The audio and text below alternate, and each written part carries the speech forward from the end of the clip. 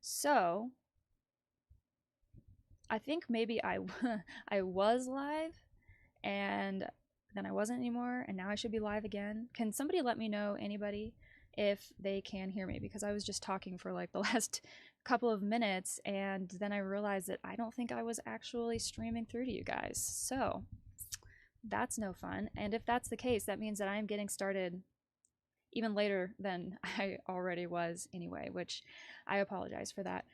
At some point, I feel like getting set up for these monthly reviews and getting all of my gear and everything set up will become a whole lot easier. But it still feels like just a circus every single time I do it. At some point, I feel like everything will smooth out and it'll be like old hat, and I'll be able to roll right into this with no problem. But as everybody's getting getting logged in, I want to give a quick shout out to ERP Thompson Queen, who has been waiting from Alaska in the chat since before I even logged on to start getting set up myself. So, ERP Thompson Queen, shout out. Let me know how the weather is in Alaska right now. I have to imagine it's just like a riot of life because your guys' growing season is pretty short. So I think everything really takes advantage of the fact that the warm season has come around again. Philo Sofando 89, hello. You say good morning. It's good afternoon for me here, but wherever you're tuning in from, whether it be Alaska or anywhere in the world, thank you for being here. So happy to have you. Let me know where you are tuning in from if you would like to. And yeah, there was something that I had gotten distracted by, and what kind of held me up getting started on time was that I was on X and I saw a tweet that I wanted to mention because I think it's really, really important, and it's something that is such a part of our society, the topic of this tweet, and yet a lot of people, I think, are unaware of it. So anyway, it was a tweet that was put out on June 4th, so I'm seeing it now a few days later, but it was posted by Layla Micklethwait, and if you don't know who that is, she is a human rights activist who has gone toe-to-toe against one of the biggest human trafficking organizations, for lack of a better term, one of the biggest hosts of human trafficking content in the world, Pornhub, and Pornhub's parent company, MindGeek. And she has now since written a whole book about her experience going up against these companies and the people behind them. And it's important reading if you care about these types of human rights issues like I do. It's a very well written 5-star read. But anyway, she shared a headline and then a post, and I just want to read it because I think it's good news, and it's very rare, especially lately, that you log on to X and see good news. So the headline says, Pornhub shuts itself down in France. And she wrote, as a global wave of child protection laws demand age verification to keep children off Pornhub platforms, which I think is perfectly reasonable, right? I think it's perfectly reasonable that these companies do their due diligence to ensure that mature content is not being put in front of children. Seems like should be common sense, an easy decision to make, right? But no, Pornhub is choosing to shut itself down rather than comply. In what can only be described as a protest against accountability, Pornhub just shut down entirely in France, refusing to implement safeguards required by law. In response, the French Minister for Gender Equality made a statement, quote, au revoir, she said, there will be less violent, degrading, and humiliating content accessible to minors in France, end quote. Because, again, what this ultimately comes back down to is protecting the most vulnerable in our society, protecting children. She said this is the power of collective action. This is what happens when survivors, activists, organizations, parents, lawmakers, journalists, law enforcement, and concerned citizens come together to take on giants of abuse that have been profiting from the destruction of children's lives and innocence for decades. Shut it down. And I say, hell to the yeah, let's shut it down. Because, you know, unfortunately, it has become such a part of our society, a part of the world, really, all around the world. People know what Pornhub is, right? Everybody recognizes the logo. Most people, whether they will admit it or not, have been on the platform at some time or another in their life. And unfortunately, we have the data and the research to show that children, minors, who should not be viewing this type of hyper-sexualized content, right? It's not appropriate for a young child to see that type of thing developmentally. It can cause a lot of harm. And unfortunately, now we know that the age at which children are accessing this type of content is becoming younger and younger and younger. And unfortunately, it's not in like the days of old where kids were finding this stuff, you know, underneath their parents' beds or in their back closet, and it was Playboy or something like that, which is risque enough on its own. But compared to what is being hosted on this platform, the actual criminal acts that are being uploaded and profited from, this has gone beyond just like a simple thing that you can just leave in the hands of the individual to make a good decision on. And the reason why I say that, and normally I'm not the kind of person who would sit here and advocate for, you know, legislation to control what people can do, but clearly, unfortunately, society is not capable of holding these entities, these mega corporations, these gigantic machines accountable to the same moral standard that we hold ourselves and our friends and family to, or should. It's just simply not, it's not feasible, it's not practical, it's not possible. There are lots of different reasons for that. Should that be the case? No. Should we be working to change that? Yes, absolutely. But we also need to be doing what we need to protect people now. And that is why I think putting these platforms feet to the fire, saying, hey, if you are going to be hosting this type of content, you need to have certain parameters, certain safety measures, certain protocols in place so that this stuff is not just A, you're not profiting from material that was obtained via criminal acts, and then B, that the people who are accessing that content are the people you're actually supposed to be claiming to appeal to, not like a very young audience who is incapable of understanding and absorbing all of that they're going to be exposed to via that content. So I think this is good. And if they don't want to toe the line and comply and be a part of creating a better, safer world, then sure, shut it down. I don't really think that's going to be a loss. I don't think that's anything that I'm going to cry over or bemoan the loss of, because it's simply such a toxic, terrible, awful platform.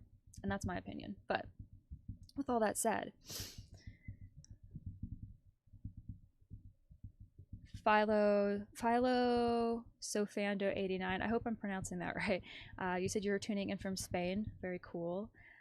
Henk de Vries, I hope I'm pronouncing that right, said hello from the Netherlands to all of you. Wow, so we've got Alaska, we've got Spain, we've got the Netherlands. That is so cool. Well, I'm not going to leave you guys waiting around any longer. I kind of did what I wanted to, got off my chest what I wanted to, talking about that tweet. But do go and check out Layla Mickelwait's work if you are not familiar with who she is, because she is an amazing person and a true icon, in my opinion. So anyway, we have some articles to get through, some 20-some. It's been an interesting past month. May was an interesting month. Obviously, we said au revoir to one pope and ushered in a new one. So the Catholic Church has a new leader, which is going to have and is already having implications on the organizations that I've spent so much time talking about here.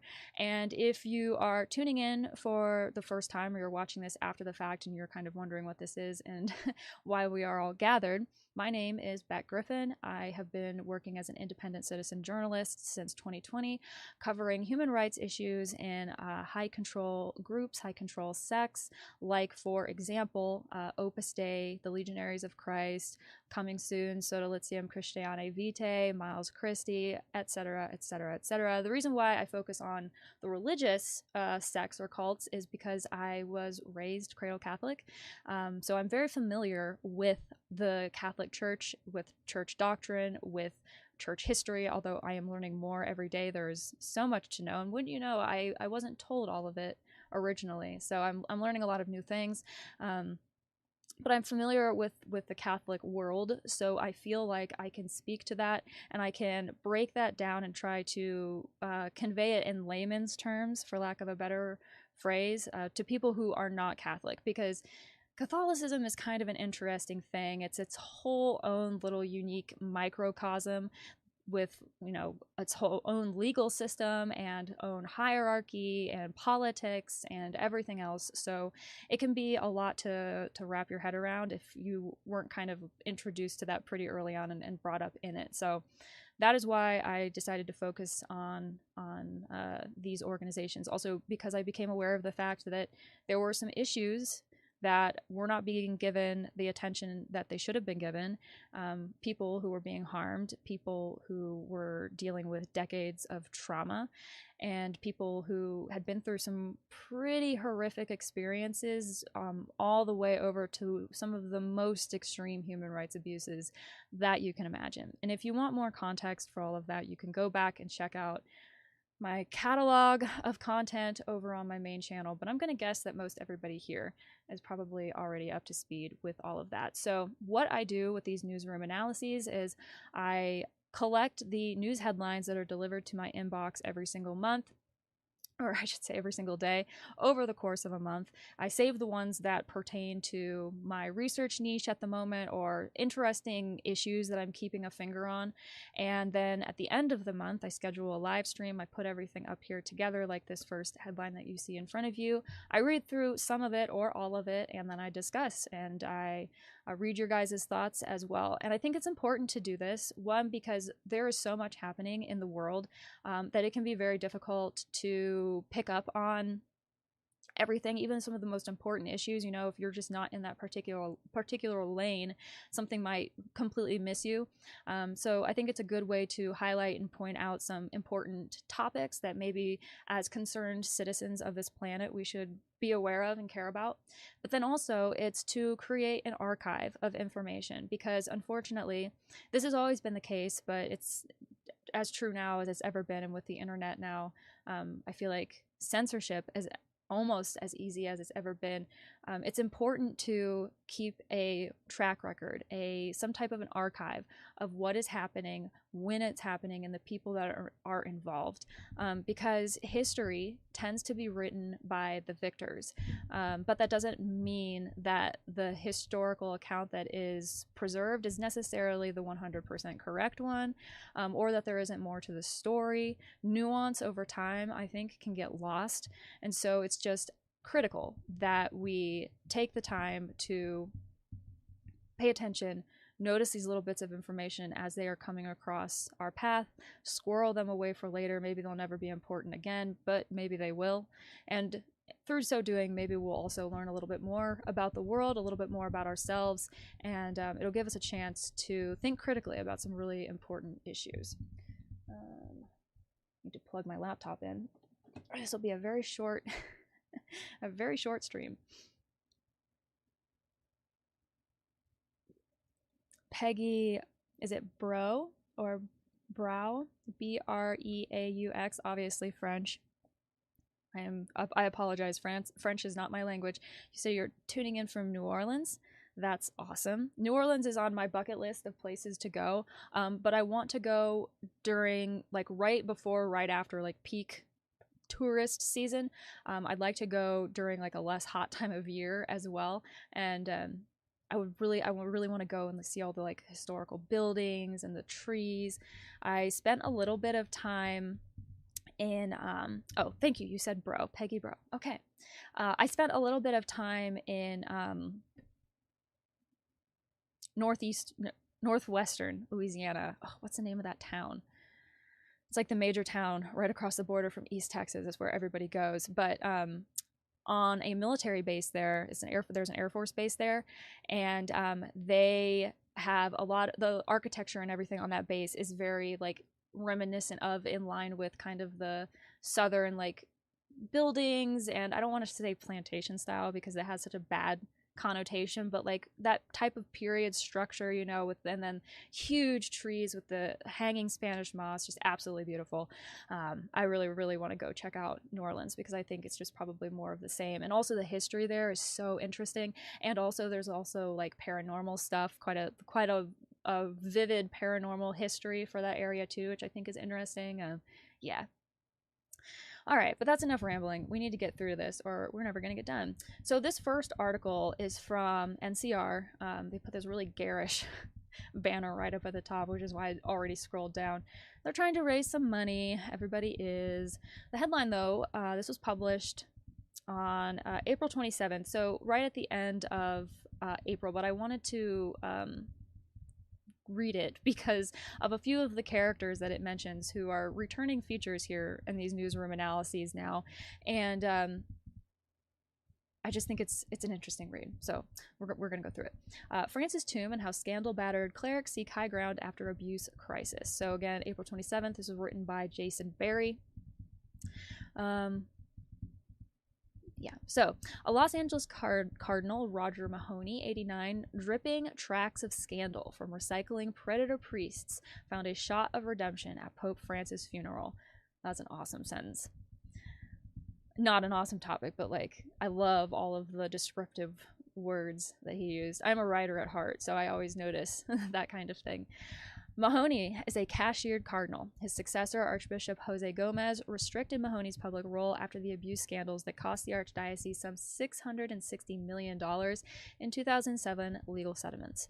Gomez recently approved $880 million to 1,353 survivors who filed later grievances. Mahoney's tarred history can be mined at bishopaccountability.org, the online archive that since 2003 has gathered documents on a criminal sexual underground in clerical culture. Aged out as a conclave voter, Mahoney, thanks to Cardinal Kevin Farrell, the Chamberlain in charge of the rituals, was granted proximity to Francis' coffin because of seniority, a Vatican spokesman announced. Thus, a cameo of the ecclesial court whitewashing a prince's record of facilitating sexual violations against young people. Mahoney, fluent in Spanish, told Los Angeles ABC7 that he had exchanged at least 30 letters with Francis over his papacy. The letters suggest a strand of Francis' complex personality, a self-confessed sinner in many interviews, conferring solace, if not forgiveness, on the fallen Mahoney. Yet after Francis' struggle and well-known failures with the crisis of predator priests, he did imagine that letters to Mahoney might nudge Farrell to admit him into such a sacred moment, as survivors like the chorus in a Greek tragedy cried foul. However, Mahoney managed his cameo. It echoes what Francis said in a 2013 interview with La Repubblica. Heads of the church have often been narcissists, flattered and thrilled by their courtiers. The court is the leprosy of the papacy. When I meet a clericalist, I suddenly became anti-clerical. That's a quote that's attributed to Pope Francis. As Francis, a spiritual populist who championed migrants and marginalized people, was buried in the Basilica of Santa Maria Maggiore, what kind of power structure prevails? Will the hubris of a culture the late Pope so reviled somehow find a successor to broaden France's agenda of radical mercy? Or will the next Pope take it back to monarchical splendor with the poor and inconvenient truth?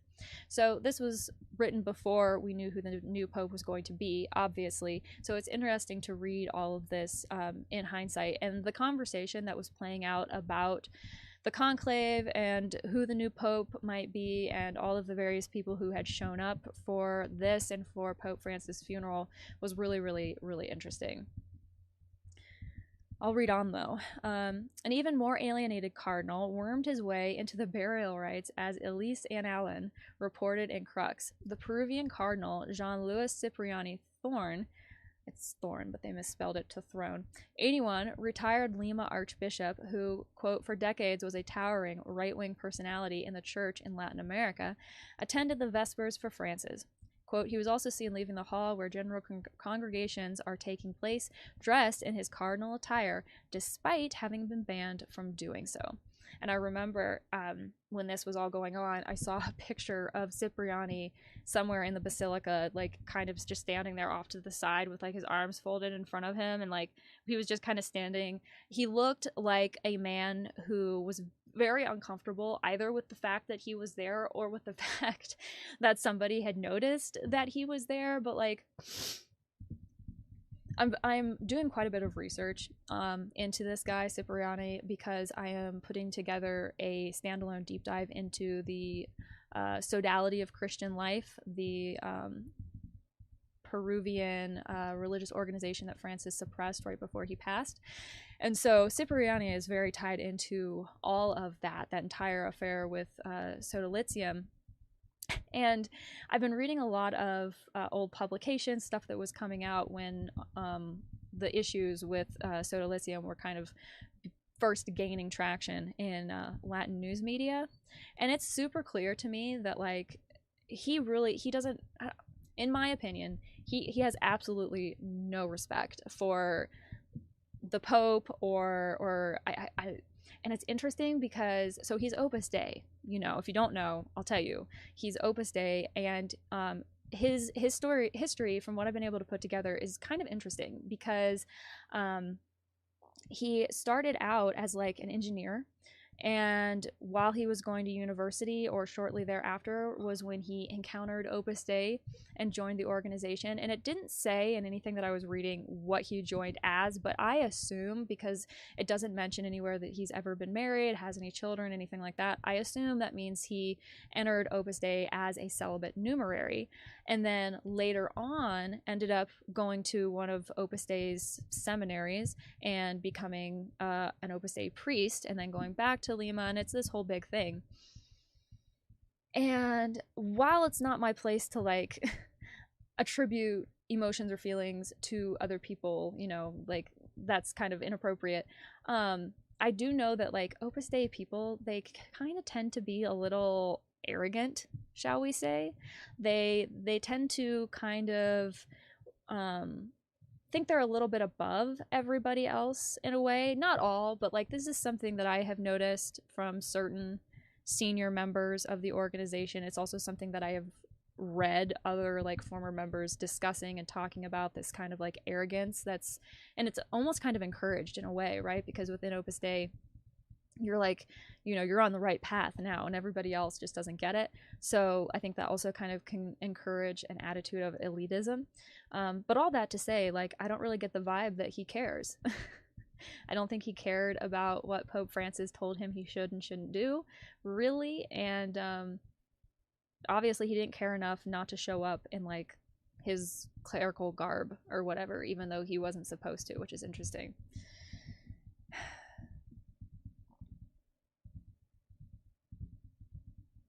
Anyway, I'm not going to read the rest of that because that was mostly just what I wanted to mention. The whole Cipriani thing, and the fact that he had been there at the funeral, and the fact that he had been wearing his garb and everything else. You're going to hear more about him today, just in this live stream, and then also in the future. So I'm not going to beat that dead horse too much. And I'm also not going to spend too much time focusing on like all of the media that was being published after Francis passed and before Pope Leo was elected, because we kind of know what happened now. So I don't want to get too bogged down in like the details, but there are some things here and there that I think are important to point out with this new pope and these various organizations, just because there are a lot of people who are looking to Pope Leo to be a good leader of all people, and to continue trying to implement a positive change that a lot of people felt Pope Francis was trying to do within the church. So there are a lot of eyes on the Vatican and on Pope Leo. And I suppose, you know, we could have like a discussion about whether or not that is wholly appropriate. But the fact of the matter is, whether we like it or not, the Catholic Church is an extremely prevalent and powerful organization in our world. And it behaves in many ways as a government. And so when you have a government doing things, that's going to have an impact on innocent people. And I think it's important to pay attention to that a little bit. Just because every once in a while, you know, you can pick up on some pretty interesting things, and it can help the holistic worldview that I'm trying to encourage here on the Deep Dive Project. But so there's been a lot of conversation about how Pope Leo is going to respond going forward to some of the outstanding issues that were kind of left open after Pope Francis passed away. Obviously, Opus Dei is obviously, you know, a significant feature in that question of like what's going to happen next. So I wanted to read this article. This was published on the 8th of May. And the headline says, "What do we know about the new Pope Leo and what he thinks about homosexuals, the environment, immigrants, and divorcees?" Robert Francis Prevost was elected new leader of the Catholic Church. He assumes as the first American pope under the name Leo XIV and inherits key challenges in a complex ecclesial context. At 69 years old, Robert Francis Prevost was chosen this Thursday by 133 cardinals as the new pope of the Catholic Church, becoming the first pontiff from the United States. The announcement was made from the balcony of St. Peter's Basilica, where appeared smiling and with his hands raised. His election comes after Francisco's death, which occurred last month at age 88. They talk about the fact that he adopted a name that indicates openness towards like migrants and the poor. They also talk about some of his background, and this is a little bit interesting. It says initially he was assigned as a missionary to the Diocese of Chulucanas in Peru, an area marked by conflicts and illegal mining. There he began sustained work in defense of human rights and the environment together with his congregation, the Augustinians. He is very conciliatory, but with things also very clear. That is the image that I take of him, said a former collaborator of his. In Chiclayo, he replaced bishops linked to Opus Dei, a change that, according to specialists such as Professor Fernando Ardito from the PUCP, responded to Francisco's intention to diversify leadership in the church. Quote, "In Chiclayo, there was a tradition of bishops of Opus Dei, and the Pope wanted to change that," he recalled. The turn was not isolated. Cardinal Cipriani of Opus Dei, replaced by Carlos Castillo, was also displaced in Lima. Disciple of Gustavo Gutierrez, father of liberation theology. Talks again about his positive position towards migrants and meeting people in their territories. He said, despite these coincidences, he is more of a hermetic figure in his public opinions. The Peruvian press describes him as a reserved character, little affection for bombastic and prudent gestures in his statements. Born in Chicago, he was ordained a priest in 1982, led the Order of St. Augustine, and until Francis' death was in charge of the dicastery for bishops. He speaks Spanish and Italian and has a doctorate in canon law from the Pontifical University of St. Thomas Aquinas in Rome. In contrast to its continuity on social issues, Prevost maintains more conservative positions regarding the LGBTQ+ community. At a 2012 conference, he criticized, quote, "the sympathy that, according to him, the Western media promoted towards homosexual lifestyles and alternative families. It is not yet clear whether as a pope he will maintain that vision or adopt a more inclusive line as his predecessor did." Let's see. He has a lot of challenges. Coming in as a new pope to his own agenda, he must add the continuity of the work begun by Benedict XVI and deepened by Francis in the fight against sexual abuse in the church and the prevention of new cases. In this sense, his career has not been without controversy. He was denounced by a civil organization for allegedly covering up cases of abuses committed by 2 priests from the Peruvian Diocese of Chiclayo, where he directed until 2023. However, the diocese denied these allegations, and journalist Pedro Salinas, who investigated abuses within the Sodalicio de Vida Cristiana movement, called them absolutely false. And I do recall seeing some other things earlier in the month or later in the month of May. People were talking about that allegation that he had hushed up or fumbled some abuse allegations or incidences or something like that. And the impression that I came away after everything that I had read and heard was that it was by and large overblown and kind of trumped up. Not necessarily fake news, but presented in a way that made the situation and made Pope Leo look worse than he was. Now, I'm not interested in playing apologetics for Pope Leo. I think people should be judged based on their actions and their words. And so time will tell how he is going to be, what kind of pope he is going to be, and how he is going to respond to all these various issues and concerns and everything. But I think it's important to remember that at the end of the day, regardless of how forward-thinking he might be in certain respects, he is still the leader of the Roman Catholic Church, which has 2,000 years worth of doctrine and dogma that underpins everything that it does, every decision that is made. And at the end of the day, fundamentally, you're not going to be able to separate the Pope from the organization that he is leading. And there are certain stances that I don't think the Catholic Church, at least at this point in time, is prepared to make a change on. And we're talking about things like abortion and same-sex marriage and women in like clerical priestly positions, that kind of thing. I don't see that changing in any meaningful way anytime soon, really, because not because there aren't people in the Catholic Church who want to change those things or think that they should change, but because in changing that, a lot of other stuff, a lot of very hardline positions that the Catholic Church has taken over the decades and centuries would be undone, or would have to be walked back and redefined.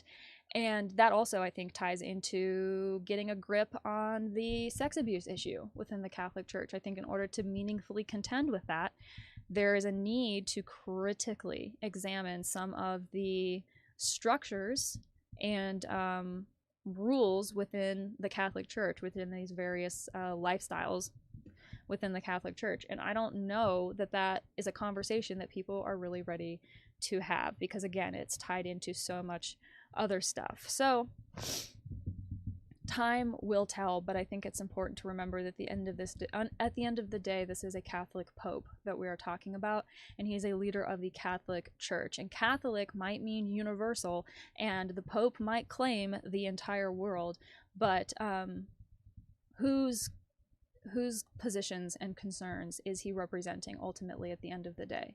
I think that's the question that you have to ask. And I think it's important also to remember the Catholic Church is not a democracy as much as it is a monarchy. And the Pope is an absolute monarch. So with all that said, we'll see.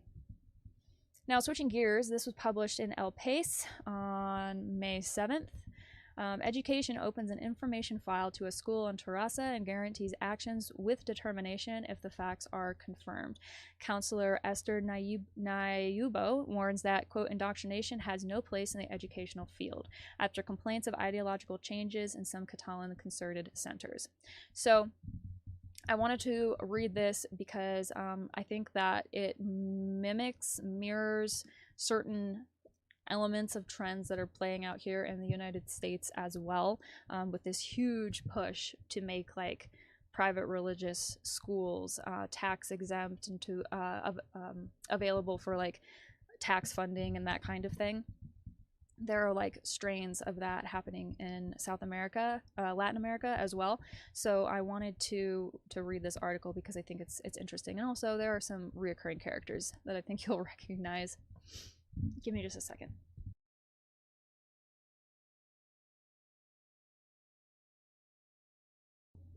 Sometimes I get so congested when I like talk for a really, really long time. I have to like take a second and clear the airways. All right, so digging right in, the Minister of Education, Esther Nayubo, responded firmly to the interpellation of the Deputy of the Commons, Susana Segovia, about the complaints of families of an alleged ideological drift in a concerted center in Terrassa.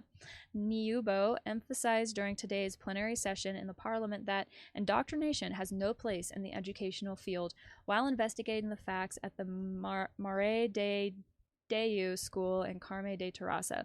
The counselor announced the opening of an information file by the inspection after meeting with 80 families and representatives of the center, noting that, quote, it would not be prudent or responsible to anticipate any measure beyond the file, end quote. Commons brought to Parliament the case of the complaints of a group of families from the Mare de Deu del Carme school, popularly known as El Carmel, from Terrassa, about an ideological turn of the center towards what they describe as religious extremism, and a trend of evangelizing, in the sense that religion has become the center of everything, from reading texts or excursions. The educational inspection and the Cruz trustee have opened investigations following family complaints. The intervention of the Deputy of the Commons focused on the worrying entry of ultras and reactionary groups in Catalan schools, as reported by El País and the SER. Segovia stressed that this trend is not limited to religious movements like those we have seen before with Opus Dei, this is important, but includes movements close to Aliança Catalana.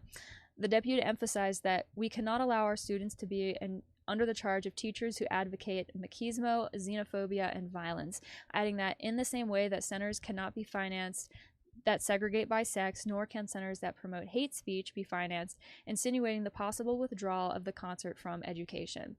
So basically, they're saying that if this ideological drift within this center, these centers, is not halted, they would lose access to state funding, federal funding, I think is what they're saying, which is how it should be, in my opinion.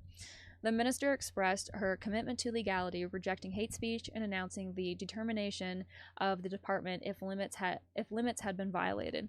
Finally, Niobo insisted that indoctrination has no place in the educational field, ensuring that they are acting diligently.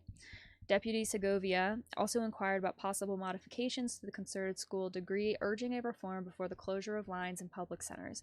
Segovia defended the role of the public school, arguing that the bet for the concerted center is one more way to perpetuate inequality. Councillor Niobo responded by highlighting the importance of the concerted center and the need to fulfill the historical demand to equate human and material resources with public ones, since the concerted temples have not changed since the 1990s. When asked about specific figures, Niobo stressed that despite the demographic change, no public schools have been closed. According to the counselor, between 09-10 academic year and the 24-25 academic year, the public school had won 50,000 students and opened 31 centers, while the concerted school had lost 14,000 students in 38 centers. Finally, Niobo reported that for the next year, the educational concerts of approximately 140 early childhood, primary, and ESO centers could be jeopardized. So the part that I want to come back to that I thought was so interesting is here where they said that they stressed that the trend is not limited to religious movements like those we have seen before with Opus Dei. And I think that's really important to highlight because there can be a tendency, and I've called this out before in the past and will continue to do so, there can be a tendency for people when they become aware of Opus Dei to attribute everything that is like ideologically far right to Opus Dei. But it's really important to remember that Opus Dei is just one out of many, many such organizations. Not that I'm saying like they were all founded by, you know, a Spanish priest and have this like charism and everything like that. I'm talking about like far right groups or groups that have a like far right slant in their ideology are not uncommon. And where there is one, there are probably others as well, because all of these different organizations and entities work to help create and funnel resources through this network. And that's not like a shocking, that shouldn't be like a shocking fact or like strike you as odd, really, because that's how the world works. People collaborate, people form organizations of like-minded people to work towards common goals and common causes. I mean, you can find this across the political spectrum from left to right. But when it comes to combating harmful like beliefs and perspectives, harmful ideologies, it's really, really important to understand the fact that these organizations are, I would almost say they're more symptoms than they are the cause in and of themselves. They are symptoms of this ideology. They're a manifestation of these beliefs and these feelings. So I think it's important to bear in mind that Opus Dei is not the only organization out there, that there are other organizations like Opus Dei with that like far right slant. And, you know, I mean, if you want to fight fire with fire, be aware of the fact that for every far right or far left group that is working towards some agenda, there are others, like I said, all the way back and forth across the political spectrum. So you can find the one that is right for you if you really want to be in a group, because there are bunches of them. But that was really what I wanted to highlight. And I also do think it's interesting that, like, again, this similarity between things happening in Latin America to things happening here in the United States to things happening in places like Hungary and Poland and Germany and all of these other, Iceland, all of these other countries that are popping up. It's such a, like, it's a very homogenized set of, like, circumstances in every single one of these parts of the world. They're all, like, disconnected, and yet not, because what's happening is so similar. We're all, like, living through the same thing right now, regardless of where we are geographically located. So a very interesting thing to pick up on. I don't know exactly what to do about it, other than if you are a parent or have concern for young people, if you have young people in your life and you're concerned about the quality of the education that they're going to get in your country, maybe consider getting involved and finding a way to push back against some of this, like, ideological drift. Like, just find a way to push back against, for example, here in the United States, just the erasure of the separation of church and state in education specifically right now. That is heavily under fire, and it's coming from a very specific quarter, with a very specific agenda, and it is not one that wants religious liberty for all people, regardless of religious identity. It's just not. And if that were the case, it would be a different game, but that's not what we're dealing with. So I think we need to keep that in mind. Moving right along, this is an interesting article. Let me get it translated real quick. So Vito Quiles hides in his resume that he was, quote, invited to leave from an Opus school due to his poor results and behavior. So when I translated this to English, it translated the word, let me put it back to Spanish, el difusor de bulos. And when I translated that to English using the plugin here, it says the bull diffuser. And I'm like, there's no way that is what that translates to. And so I ended up plugging it into Google, because I am attempting to learn Spanish, but, like, I've never seen these words before. I don't know what I don't know, so I had to Google it, and I did. And let's just see what it pops up real quick. Let's see. English, please.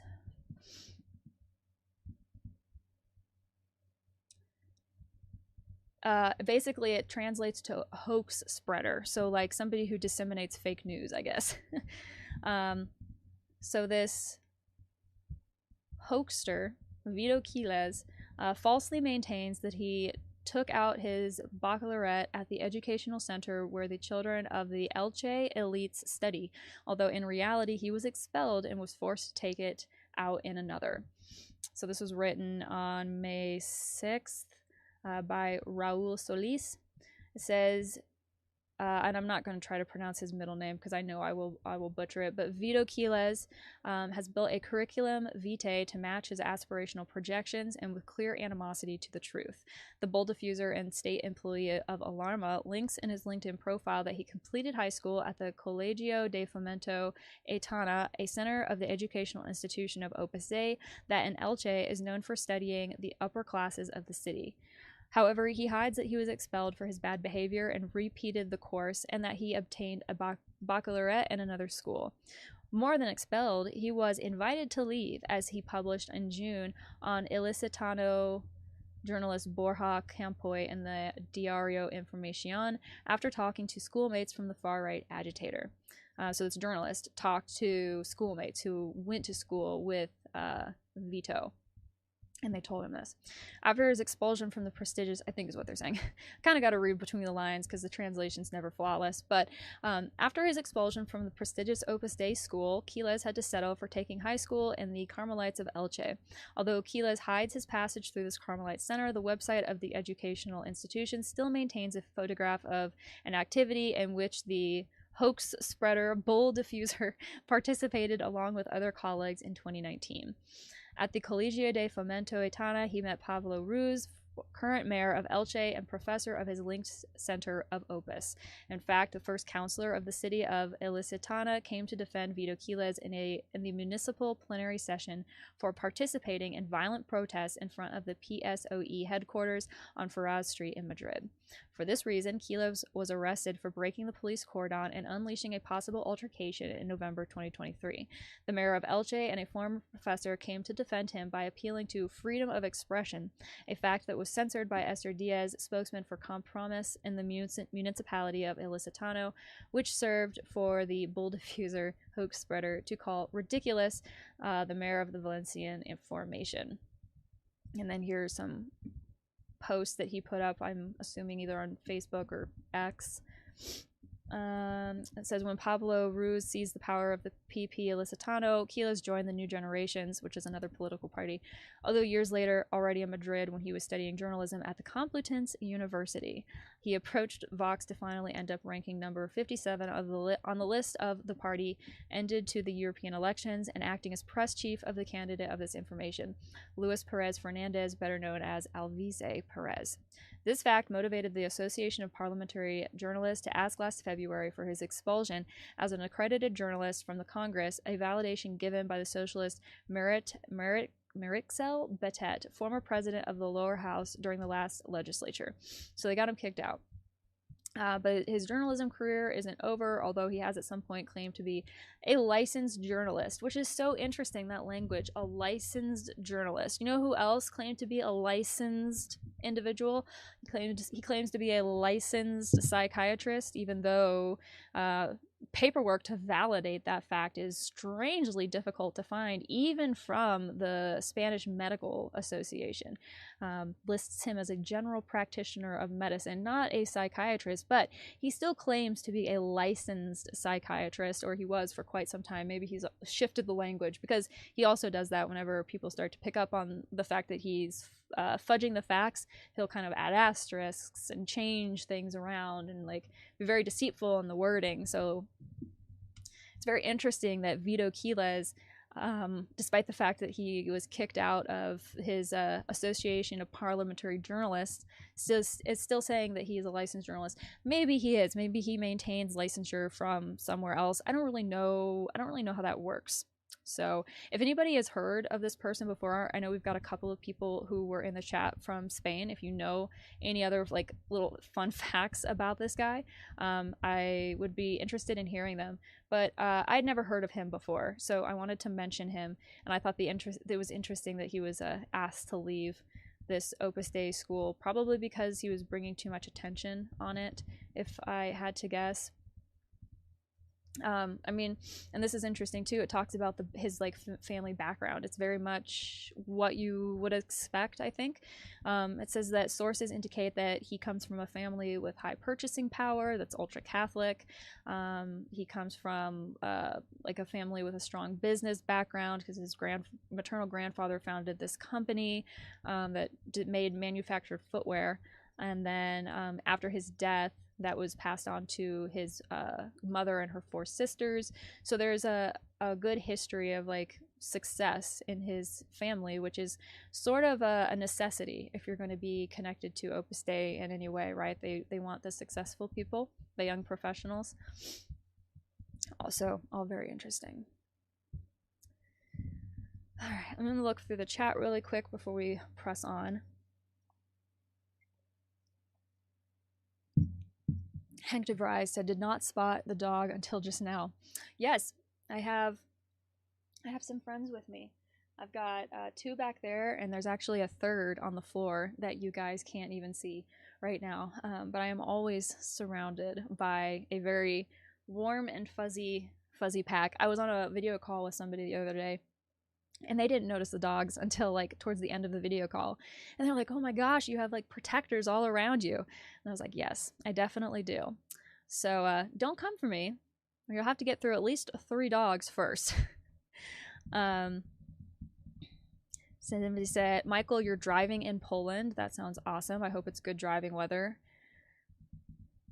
Peggy said, Leo's friendship with Opus Dei, what literal and highly symbolic handshake took place even before his inaugural pontifical mass. Yeah, there is like a little bit of a history between this pope and Opus Dei, which is hardly, I mean, that's hardly surprising. That's like saying that somebody in the United States uses Kleenex. It's like if you're I feel like if you're in church hierarchy long enough, you're going to run into people who are in Opus Dei just because they're there too. Like it's just kind of, it's going to happen. What those connections mean and what bearing they may or may not have on decisions that Pope Leo makes going forward about Opus Dei remains to be seen. But we're going to talk about that a little bit more here in a minute. But moving on for now, I want to talk about this murder mystery from the Vatican that's just kind of interesting. So I wanted to talk about it. This was published May 3rd, but it's about something that happened on May 4th back in 1998. Where were you when? The headline says, "The enigma of the deaths of the Chief of Guard of John Paul II, his wife, and a sergeant. A fatal triangle or a reckoning?" On the night of May 4th, 1998, a nun found their bodies shot in the private apartment of the head of the Swiss Guard, and soon after, the papal spokesman closed the case with an unusual version: the secrecy of the Holy See and the versions on the motives of a crime that remains unclear. Less than 3 hours after a nun found 3 corpses in the private apartment of the head of the Pontifical Swiss Guard, the spokesman for John Paul II, Joaquin Navarro Valls, had the crime solved. The autopsies and the indispensable ballistic tests had not yet been carried out when the Opus Dei journalist, who was officiating as the Pope's spokesman, had already solved the crime. At a press conference called shortly before midnight on May 4th, 1998, he said that, quote, Sergeant Major Cedric Tournay killed the commander of the Swiss Guard, Alois Esterman, and his wife Gladys Meza in an attack of anger motivated by rejection of a promotion.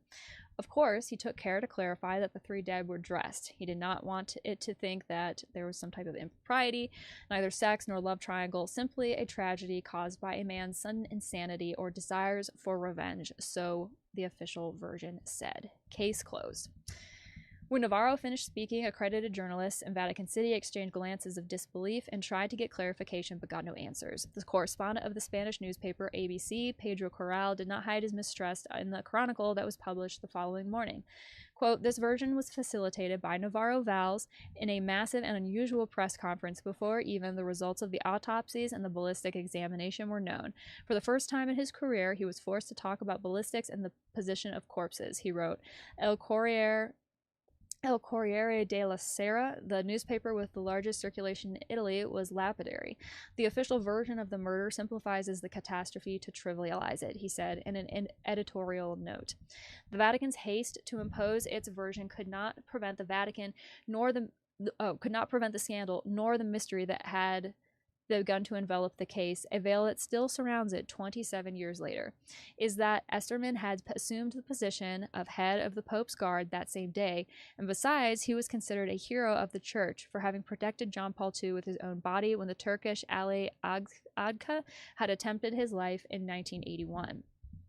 Later, it became known that the Grim Reaper had impersonated the 3-shot dead from a Sig Sauer 75 automatic pistol.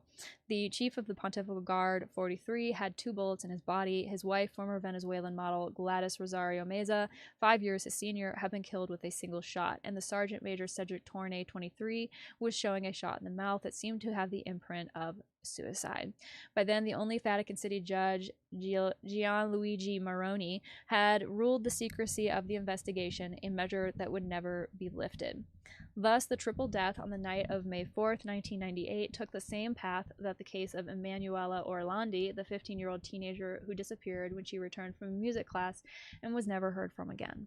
The media also recalled other cases, beginning with the suspicious death of John Paul I in 1978, a month after being elected, and the appearance 4 days after the hanged body of his confidant, Father Giovanni da Nicola, in a park in Rome. They also recalled the strange deaths of 5 cardinals related to research on the Institute for the Works of Religion and Ambrosian Banking between 1979 and 1982, who were all in good health and with an average age of 69 years. Meanwhile, the rumors that started to spread quickly became public. Love triangle, a sexual party that had ended badly, jealousy, revenge, dangerous information that Esterman kept, and even an old story of espionage in favor of the already non-existent East Germany. The Transcended denied the official version over and over again. One of them, citing a source of the investigation, claimed that at the time of the deaths, Commander Esterman was on the phone with a friendly priest and that this man had heard 5 shots successive and a woman's scream. In the bodies were 4 bullets, to which was added 1 more that had remained in the Sig Sauer magazine. The 5th shot was missing, of which not a single trace was found in the department. The identity of the mysterious priest was never known, nor was he questioned.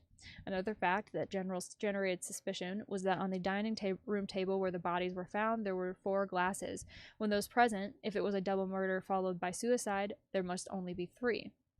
It could never be established who the 4th glass belonged to, because if dactyloscopic expertise was done with them, they were never disclosed. The possibility of the existence of a 4th man or woman was cut off forever. Vatican press office statements held that Sergeant Tournay, who had not been promoted as expected, was furious with Commander Esterman, whom he held responsible for his misfortune, and who had therefore killed him. It was hard to believe. If his goal was to kill his boss and then commit suicide, why had he also murdered the woman, since he had no plans to hide his responsibility for the crime? It was said that a day before the triple death, Tournay had given him a letter to a friend so that in turn he could give it to his mother 48 hours later. The text was typed in French and its content was darker than clearing things up. The identity of the sergeant's friend was also not known, and the authenticity of the letter was impossible to prove because it was not written in hand, not even the signature. 6 days after the discovery of the body, a strange version gave a new twist to the case. On May 10th, in an interview published by the Polish newspaper Star Express, Markus Wolf, the man who during the Cold War years was head of the intelligence service of the defunct German Democratic Republic, Stasi, assured that the assassinated Esterman had been an agent at your service infiltrated at the Vatican. Quote, "We were very proud when we managed to capture Esterman as an agent because he had unlimited access to the Holy Father, and we with him," said the legendary spy chief, who for years only became known as the Faceless Man. He also said he had been captured for financial reasons because his salary as a Swiss guard of about $900 a month was almost not enough to live on, although when he was integrated into the personal custody of the Pope, he began to gain much more, from 2 sides. When we started talking to him, Esterman was looking for a job in the Papal Guard, and when the Vatican accepted it, his price increased considerably for us, Wolf said in an interview. The version gained strength when, after the interview was known, a former head of the Italian Secret Services, Admiral Fulvio Marini, went out to say that it was possible that before the fall of the Berlin Wall, there were infiltrators from Germany in the Vatican, Oriental and other communist countries. I do not rule out this hypothesis at all, even because in those years the secret services of democratic Germany, Poland, and Czechoslovakia were very interested in what was happening in the Vatican, because for them the Pope was the man who, together with Ronald Reagan, sought to bring down the Soviet Empire. He explained, and it abounded. The communist secret services had their bases in Italy, but nothing interested in us. They were in Rome because there was the Vatican, and we knew that the Vatican had long suspected the existence of a spy within it. The response of the Holy See was immediate. Spokesman Navarro Valls called Wolf and Marini's sayings such a fantastic story that it was not even worth denying. It's a very Opus Dei thing to say. This is so ridiculous, we're not even going to contend with it. Wish I could say that was the first time I'd ever heard that. Instead, he said nothing of another version that was gaining strength, that Esterman was assassinated in the middle of an alleged fight between Opus Dei and Masonic fractions within the Vatican hierarchy, both trying to annex the Swiss Guard, and that his wife and sergeant had died to avoid uncomfortable witnesses. Little by little, the scandal was diluted, and the case of the deaths of the commander, his wife, and the guard was forgotten until the Roman lawyer Laura Scro which was to become a real nightmare for many senior officials of the Holy See. Among his achievements is that Pope Francis ordered the investigation to be reopened for the disappearance of Emanuela Orlandi, a case that the Vatican had considered definitively closed. She also became the defense attorney for Francesca Ciauchi in the Vatican trial for the case known as VatiLeaks II. In 2019, Scro assumed legal representation for Muket Badat, mother of Sergeant Major Cedric Torney, alleged murder and suicide on the night of May 4th, 1998. Shortly after taking charge of the case, she requested access to the full file of the Vatican court, pointing out numerous gaps in the reconstruction of the events and opened the possibility of presenting new evidence. Quote, the crime scene was tainted. More than 20 people were counted at the scene without overalls, gloves, or shoes. The autopsy was carried out with an unjustified urgency, only in the presence of the Vatican experts. The expertise on Cedric's alleged letter later suggesting a reckless gesture that was made on a photocopy and not on the original. A letter that, in addition, passed through a considerable number of hands before being delivered to Muket Badat, the mother of Cedric. She also points out a very striking fact: the triple death, together with the disappearance of Orlandi and the attack against John Paul II, is one of the few cases that the Vatican has investigated alone. Doors closed, delegated to an Italian justice. This time, despite the presence of 3 people killed and the evident inexperience of Vatican investigators, it was decided to close the doors and treat the matter confidentially from within. Why? What information should not leave the state? He wondered. The Holy See took almost 2 years to respond to him. They keep saying him. I think they're talking about this lawyer, Scro, Laura. I'm gonna say she, because I think the translation messed up to the gender. She also pointed, the triple death, very strange. What should not leave the state? The Holy See took almost 2 years to respond to her until on March 30th, 2021. She did so through the Vatican Secretary of State, Pietro Parolin, who asked the court to pay special attention to the request for access to the file. It was a simple formality because 4 years later, Laura Scro is still waiting to be shown. When asked about the matter, the lawyer assures that she will not stop insisting until she knows the truth. Cedric Torney's family needs it. He wants to know what really happened that damn night. He deliberately says and emphasizes the pronunciation of the last 2 words. She deliberately says and emphasizes the pronunciation of the last 2 words. That damn night. I mean, that seems fair, and how frustrating for his family, for the family members of all of the people that were murdered, to not be able to access the information about the investigation, to not be able to see what exactly is apparently so important that the investigation had to be carried on behind closed doors. I mean, even if it's totally inexplainable and the simplest explanation is the correct one, which is this murder-suicide situation over a promotion, even if that is the case, the family members should, I think, be allowed some type of closure. And within the justice system, I think that a lot of the time, especially when it comes to the family members of victims, that's something that is lacking, because the justice system is not necessarily concerned with the feelings of the people involved so far as it is with maintaining a structure within which we all agree to live in society, and holding people responsible when they break the rules and everything else, in a very simplified sense. But once that is over and done, it kind of hopefully concludes with either a conviction, someone ending up in prison, or the full details of an investigation becoming public for the family members or whatever. Once that ends, that's it, and you're kind of just left with what you're left with. And that's something that I have heard from victims' families, and even the victims themselves, in books that I've read, podcasts I've listened to, even individual people that I personally have talked to. This feeling that there's after that conviction, or after the doors close, what do you do next? Because life goes on, and yet people are left carrying a very, very heavy emotional, mental, spiritual load because of everything that they just went through. And I feel like that's even more so the case when it comes to the Catholic Church and canon law, because within the Catholic Church, you don't have a lot of the same assurances necessarily that you have if you are in a United States citizen, for example. There is no reasonable reasonable expectation that you will go to court in any type of reasonable time frame, right?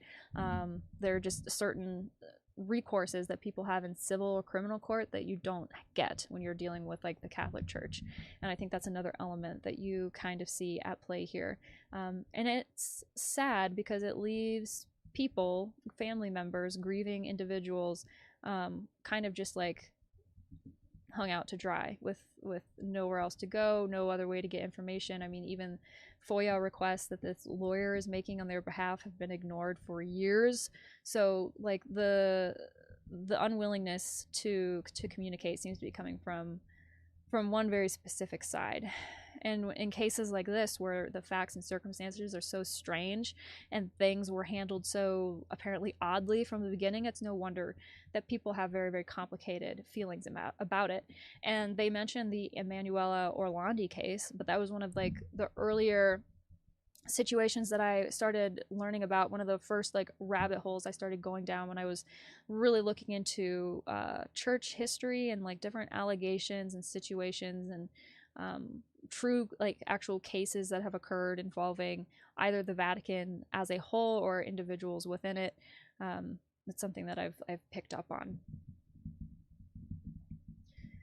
All right.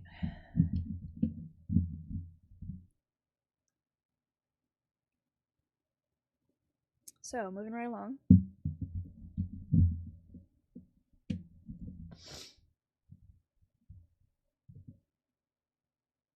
So this article is about the Sodalizio, and because I am going to be doing a deep dive on them pretty soon, I'm working on the research for all of that now, and because we have talked about them in past newsroom analyses, I want to go over this article. So this was published on May 10th.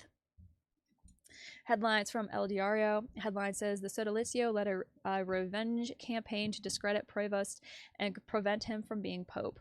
The Catholic sect born in Peru and dissolved by Francisco before his death for cases of corruption, abuse of power, and sexual abuse, orchestrated with the help of ultra-right media a failed smear campaign against the bishop to undermine his chances of becoming pontiff. Francisco definitively dissolved the Sodalizio de la Vida Cristiana on April 14th, a week before he died. With a papal decree, he ended decades of corruption, pedophilia, and all kinds of abuse. The powerful Catholic sect, founded in Peru by Luis Fernando Fagari, fell after a long journalistic investigation and a Vatican process in which the new Pope, Robert Prevost, was involved. But the group's link with the judicial, economic, and media elite has not disappeared. So when the name of the American cardinal began to ring to succeed Bergoglio, the Sodalizio prepared their revenge. In the middle of the pre-conclave, accusations, and this is what I was referring to earlier, accusations of covering of abuses launched by the sect environment when the American was bishop in Chiclayo and that had already been proven false were resurrected. In fact, Bergoglio commissioned the case to be analyzed and dismissed any Prevost liability before naming him prefects of bishops in the Curia. But with the help of ultra-Catholic media, some of them Spanish, such as Info Vaticana, that bull crossed the borders of Peru and settled in Rome at the time when cardinals from all over and who hardly knew each other were preparing for a running of the bulls in which they would have to choose a new leader of the Catholic Church. Of course, it is an operation that leaves the Sodalizio, confirmed in a cafe near the Apostolic Palace. Pedro Salinas, the Peruvian journalist who, together with Paulo Ugaz, uncovered the horrors of the sect. Quote, this theme came up long ago in an ultra-conservative portal called La Abeja, and then a podcast with people linked to Sodalizio, and it appeared precisely when Prevost had removed Jose Antonio Uguerin, who was the Archbishop of Piura and Tombs and the Master and Lord of the Church in a territory managed by Opus Dei and Sodalizio, Salinas details. The modus operandi is always the same. You take some truth and twist it to the point that you deform it and make it something else.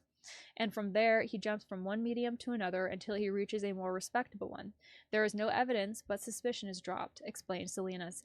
There were 3 victims yet, but the concealment did not exist. One knows when someone covers up or not, especially after 15 years of investigating, reflects the journalist, who explains that Prevost took him and Ugaz to the Vatican last December to tell Pope Francis firsthand about the results of his inquiries about Fagari and the Sodalizio. Sodalizio may no longer exist in the papacy, but it is still a very real power. An estate of millions of euros is calculated, which the Vatican must now seize to, among other things, compensate the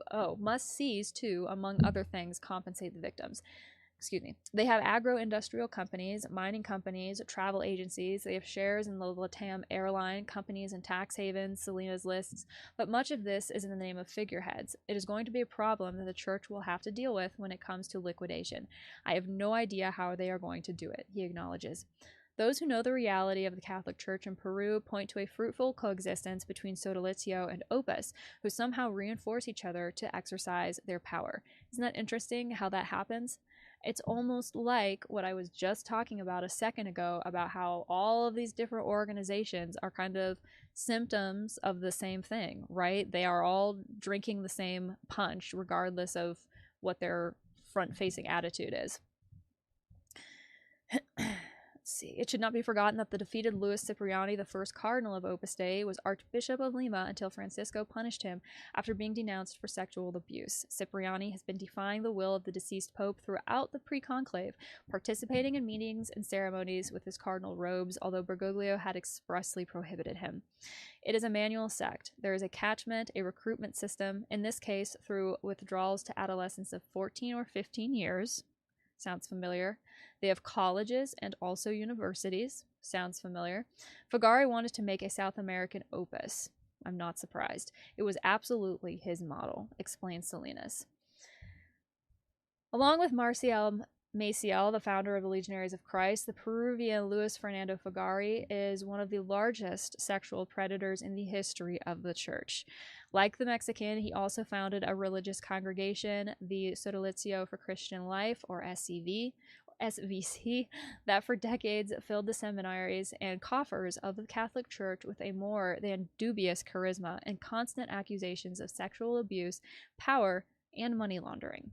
At least 50 they began to denounce in 2001 without anyone paying attention to them. Paola Ugaz and Pedro Salinas almost went to jail after their investigation, half monks, half soldiers, in which they unraveled the sexual and economic fabric of the founder and his henchmen. And decades later, they continue to have pending legal cases promoted by the Sodalizio environment. This is a nasty organization, guys. Then came the inquiries of the Vatican himself, who Francisco commissioned his collaborators Charles J. Cicluna and the Spanish Jordi Bertomeu. The results of that investigation involved the expulsion of Fagari and the top leaders of the Sodalizio, first and finally its dissolution. Bertomeu is currently facing a judicial process in Peru for alleged disclosure of disclosure of secrets. Priva's discredit operation, which achieved some echo among the international press on the eve of the conclave, did not, however, achieve its objective. The American and Peruvian cardinal was elected pope with majority support. Now it remains to be seen how he will solve the complex situation that is presented to him to end the Sodalizio, not only on the papers, but also to liquidate the money from the complex corporate fabric, to compensate its victims and neutralize their influence. If Parolin won, this could be nothing, Salinas risks. The election of Leo, on the other hand, gives him hope. Quote, I already did my part, and in it I left years of my life and many things that I will not be able to recover. Now it is time for something to be done here, and pointing towards the Cathedral of St. Peter. So there, like I said, a lot of people are kind of just waiting to see. They're very hopeful because of his history, statements that he's made, behavior on social media and everything. They're super hopeful that, and I guess I'll say I'm hopeful too. You know, it would be great to see a pope actually make some sweeping reforms that are actually going to stick and actually make a difference for people who are still in the church. That would be absolutely wonderful, and I would love to see it. I just scarce dare to believe it because of the context and the historical perspective that I have of everything. So we will see, but very interesting.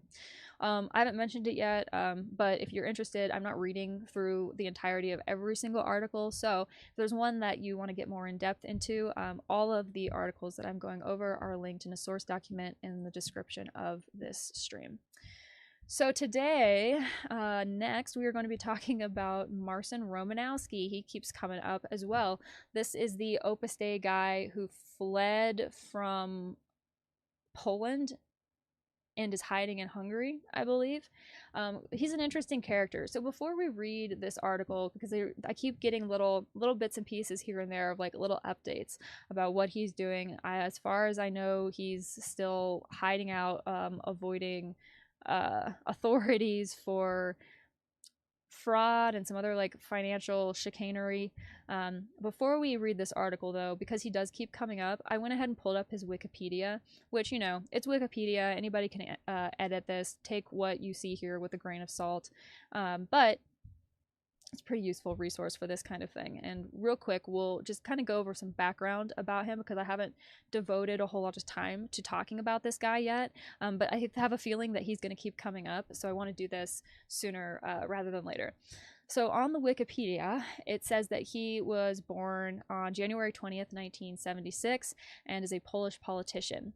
He was a deputy minister of justice of the Republic of Poland in the second and third cabinet of a political leader whose name I can't pronounce. He was elected as a member of the Sejm on 15 October 2023 from the Law and Justice list. Since January 2024, he's been deputy representative of the Sejm and the Parliamentary Assembly of the Council of Europe. So here's some background really quick. His Wikipedia page is super short because I just don't really think people know much about him, or up until now, up until he ran away. He hadn't really done anything yet that was like super interesting, so maybe that's also why, but this is what's here.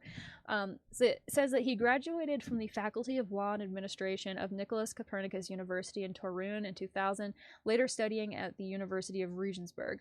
He is serving as a numerary of the conservative Catholic group Opus Dei, which is something that gets mentioned in like nearly every single article that I see about him. Following a change of the Polish government in the 2023 Polish parliamentary election, 11 corruption charges were leveled against him, including defrauding or attempting to defraud 40 million from a justice fund meant to help crime victims. After he continued to evade being detained by the authorities for a week, a European arrest warrant was issued by the Polish judiciary on December 19, 2024. Opus Dei denounced having him hidden on their properties.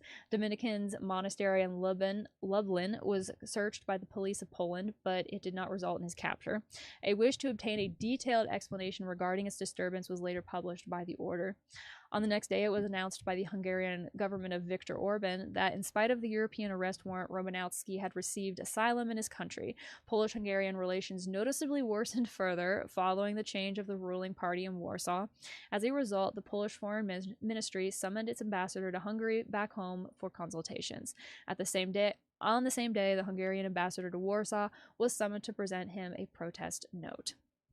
So this has not done wonders for nation relations.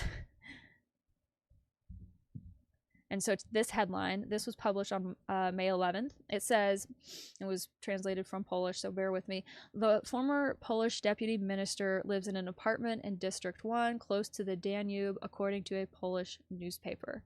The Blue Danube. It says he buys average products from his home country at a local supermarket due to corruption allegations. He fled to Hungary, and now lives in a District 1 apartment near the Danube, living modestly, which was found out from the Polish Fact, which I'm going to guess is a publication. There are several photos of Romanowski in the article, including one where he buys milk, drinks, wine, and chocolate in a store. Romanowski was given a job by the Center for Fundamental Rights in Hungary and became the head of the Hungarian Polish Freedom Institute. According to the website, the institute was set up by the Center for Fundamental Rights to research the permanent values on which the legal and political system is based, which connect the two countries across ages and political systems. Meanwhile, the institute was essentially the voice of the right in Hungary in parliamentary elections held in the autumn of 2023 in Poland.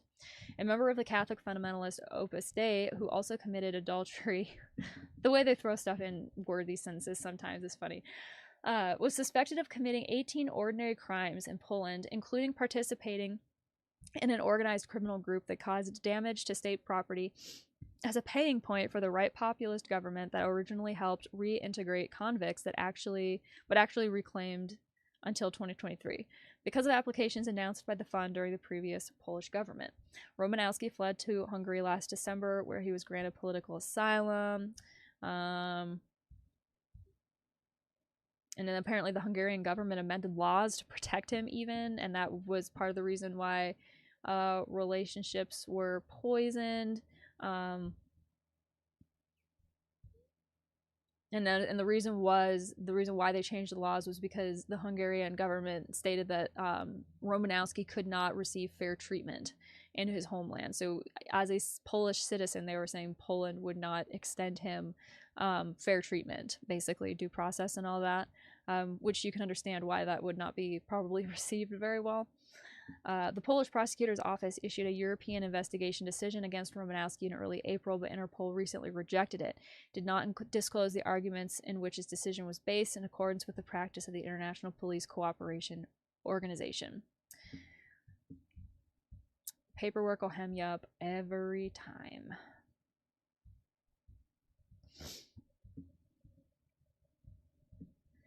All right, let's talk about the new Pope and Opus Dei. When will the statutes of Opus Dei be ready? This was published on May 15th. Pope Leo received they're calling, it's not prelate anymore, it's moderator. The moderator, Fernando Ocaires, an audience this Wednesday after the institution's Congress. One of the new tasks of the new Pope is the approval of the new statutes of Opus Dei after its last reform. Thus, this May 14th, he received the general moderator of Opus Dei, Fernando Ocaires, and the audience was also the auxiliary vicar of the prelature, Mariano Fazio. In the meeting, point from the work, quote, the Pope expressed his closeness and his affection. In addition, the pontiff, they report, among other things, asked about the current study of the prelature statutes. So he's looking for an update. What you guys doing? When's it going to be done? Leo listened with great interest to the explanations given to him. They stand out without specifying a specific date or an assessment of the subject. Also, they point out, in a trustworthy family environment, Leo gave the prelate and the auxiliary vicar his paternal blessing.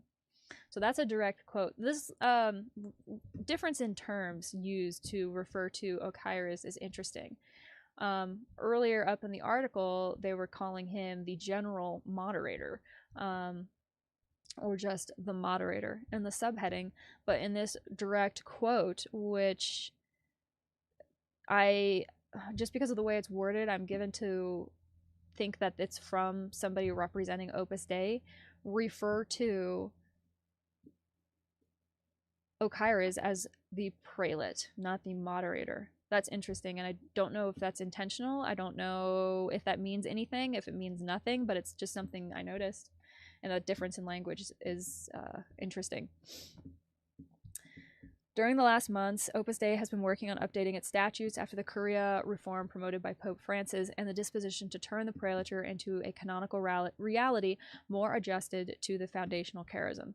For this reason, Pope Francis asked with the motu proprio ad charisma tuendum signed on July 14th, 2022, and with the reform of the prelatures in the month of August of that year, that new statutes and the arrival of an ordinary Congress after the extraordinary 2023 will be the best way to push the task forward. On April 8th, during the celebration of the centenary, the priestly ordination of St. Jose Maria Escriva de Balaguer in Zaragoza, Ocaires sent a message confirming that the Congress will deal with the final proposal on our part of the text of the statutes to present already for the approval of the Holy See.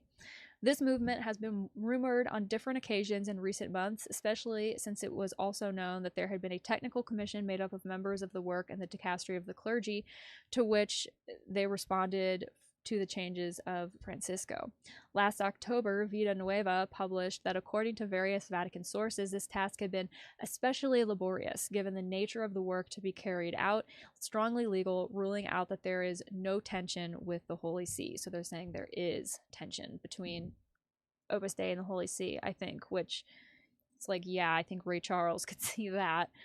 By the end of November, this working group had already completed its duties. The Congress, held in Rome from April 23 to May 5, has renewed some of the components of the General Council and the Central Advisory. And there they all sit.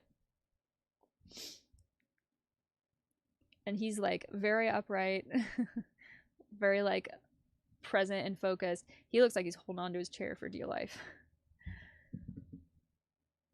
All right, moving right along. So this is an important one.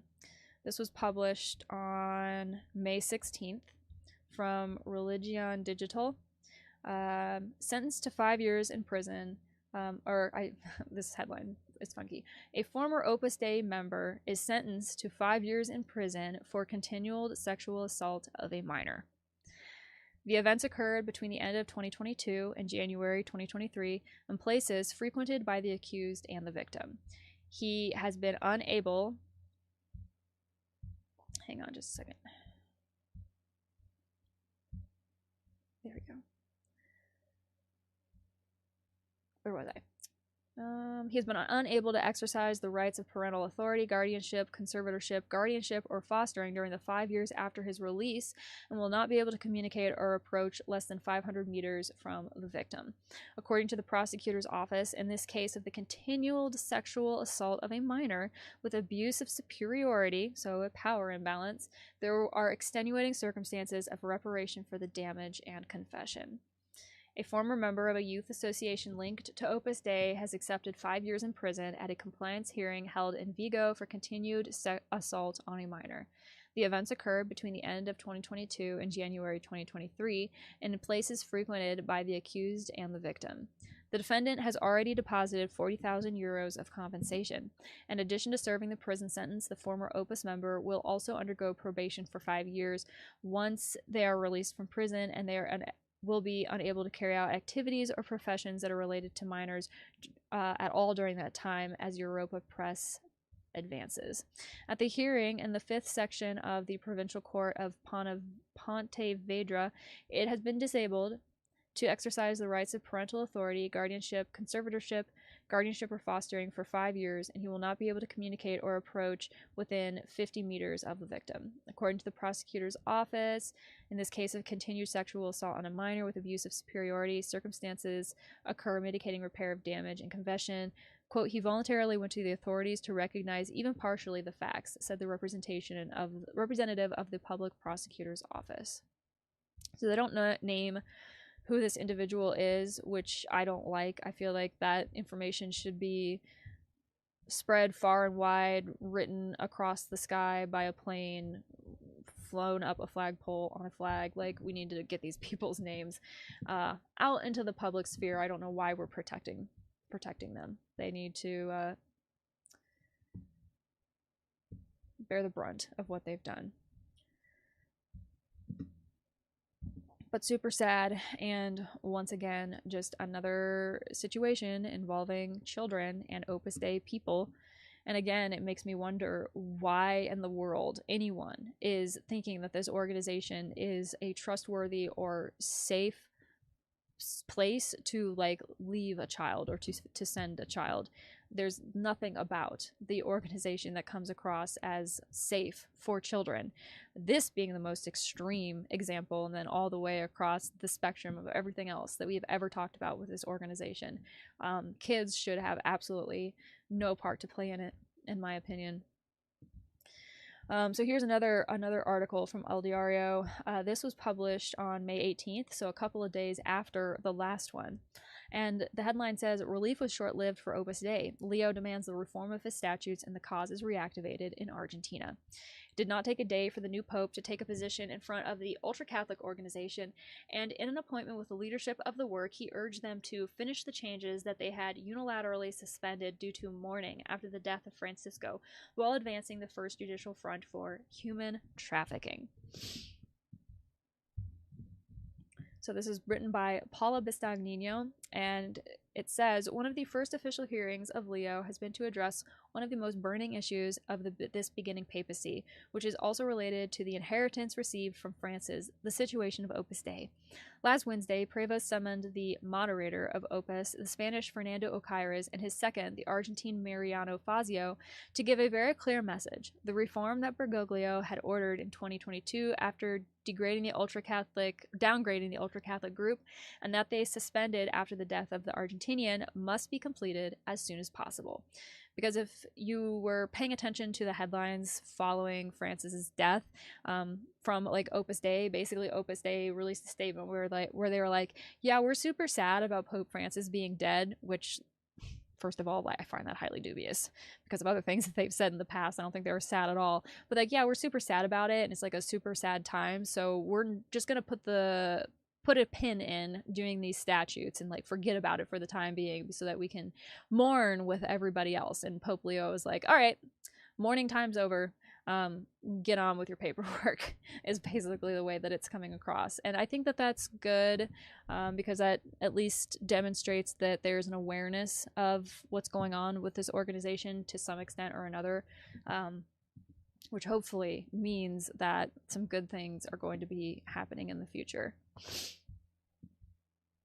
Oh, look at this. This is super interesting. I'm just scanning through this article, trying to decide what I want to read. They're talking about how there was resistance from Opus. It says, on the one hand, the evident delay in the terms of the reform of the statutes, a mainly enormous but technical legal task.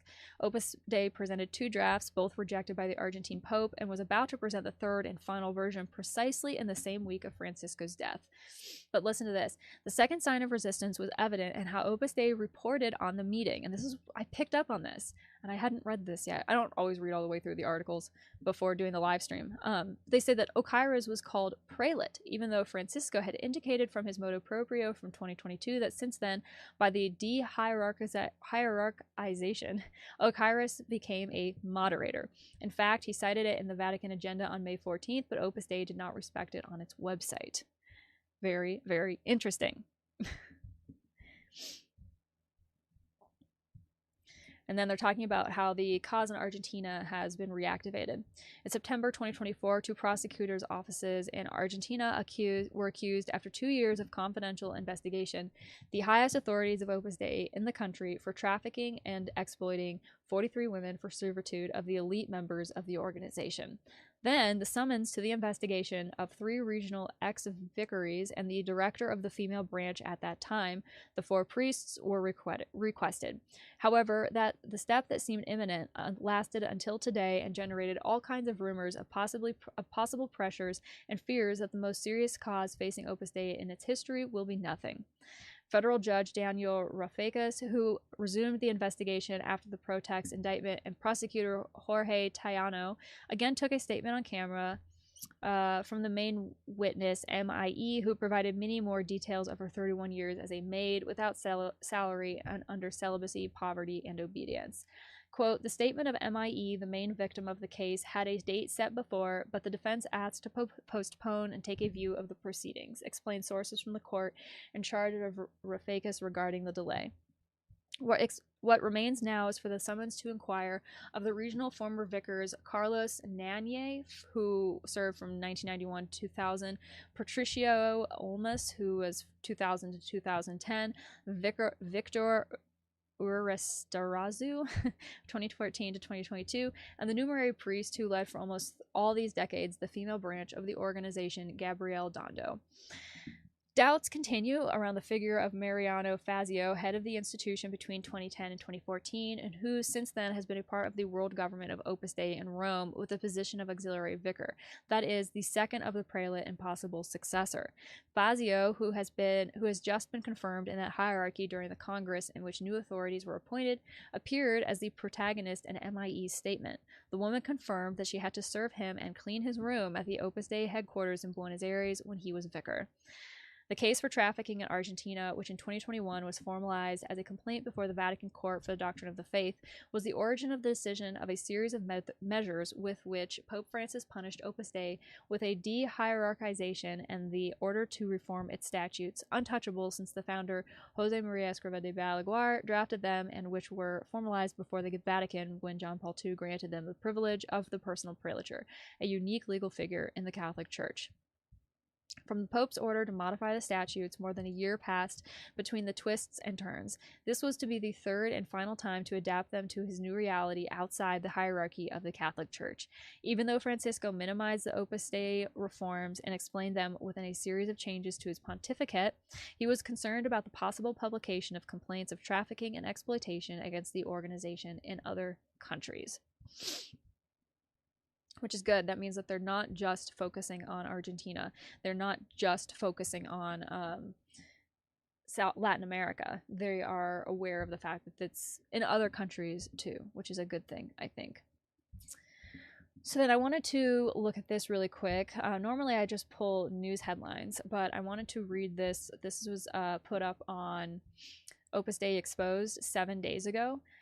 So right at the tail end of the month. And I wanted to read it because it adds some more information, and there's some links and stuff that you can go and access if you want to read even more. But the headline of the post says, Pope Leo gives Opus Dei 6 months to pass comprehensive reforms. So there was a story going around for a while that the Vatican had written, or Pope Leo had written, Opus Dei a letter saying that they had to make a bunch of changes like immediately, like they needed to enact changes immediately, and it was published on El Cronista and a couple of other places as well. And then Opus Dei ended up releasing a statement, which I may or may not have in here. I don't know if I kept it or not, but Opus Dei released a statement basically saying like, no, just so you know, like that's not true, we never got a letter, and that was all cleared up. And so if you've been hearing that Pope Leo gave Opus Dei 6 months to pass comprehensive reforms, it might be because of this article that was floating around. And I wanted to include this information just because, you know, all we have to go off of is the information that we're looking at. And unless you happen to have some kind of like crazy insider information, none of us here, myself included, know anything more than anyone else. It's all the same information. We're all reading the same headlines, and it's all that we have to go off of, unless, like I said, you have the insider information somehow. It's all that we have to go off of when we're trying to figure out what's going on, figure out who these people are, what their intentions are, whether or not they're trustworthy, whether or not they're good leaders, all this and that. And it's getting harder and harder to do because of dis and misinformation. And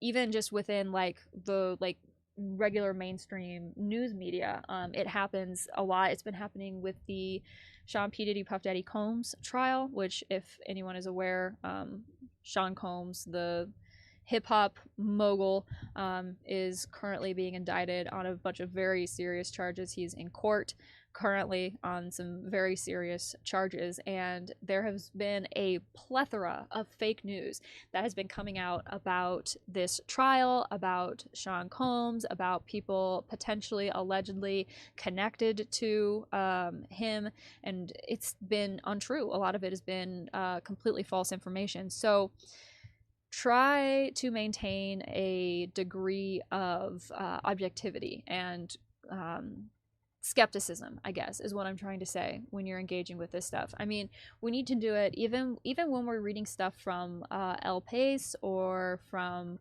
NCR or anywhere else. Bear in mind that there's always the potential there that the information that you're reading might not be wholly accurate or might be missing some of the nuance. You know, it kind of goes back to that age-old saying, believe nothing that you hear and only half of what you see. And it sucks that we have to, like, be so suspicious of everything, but especially now, like I said, with, like, AI and everything, the playing field is just changing so much. Like, things are just not the way that they used to be. We're dealing with a rapidly changing information landscape, especially as far as like the internet is concerned, and it's getting harder and harder and harder to tell whether the information that we're reading is accurate, and that's something that I have to worry about constantly with what I'm talking about here. There's a helicopter flying overhead right now. I am super sorry if that is super loud and super annoying. Hopefully it will be gone soon. I am very nearby a very active area. I'll just say that. But anyway, r/Opus Dei Exposed. You can go read this post if you want. It generated some really good discussion down in the comments about this information, about Opus Dei, about just engaging with this stuff in general, trying to determine what's true, what's untrue. So it's worth checking out if you are interested. But I wanted to mention that and just provide a little caveat to people. Remember that you have no way of knowing truly if what you're reading is accurate.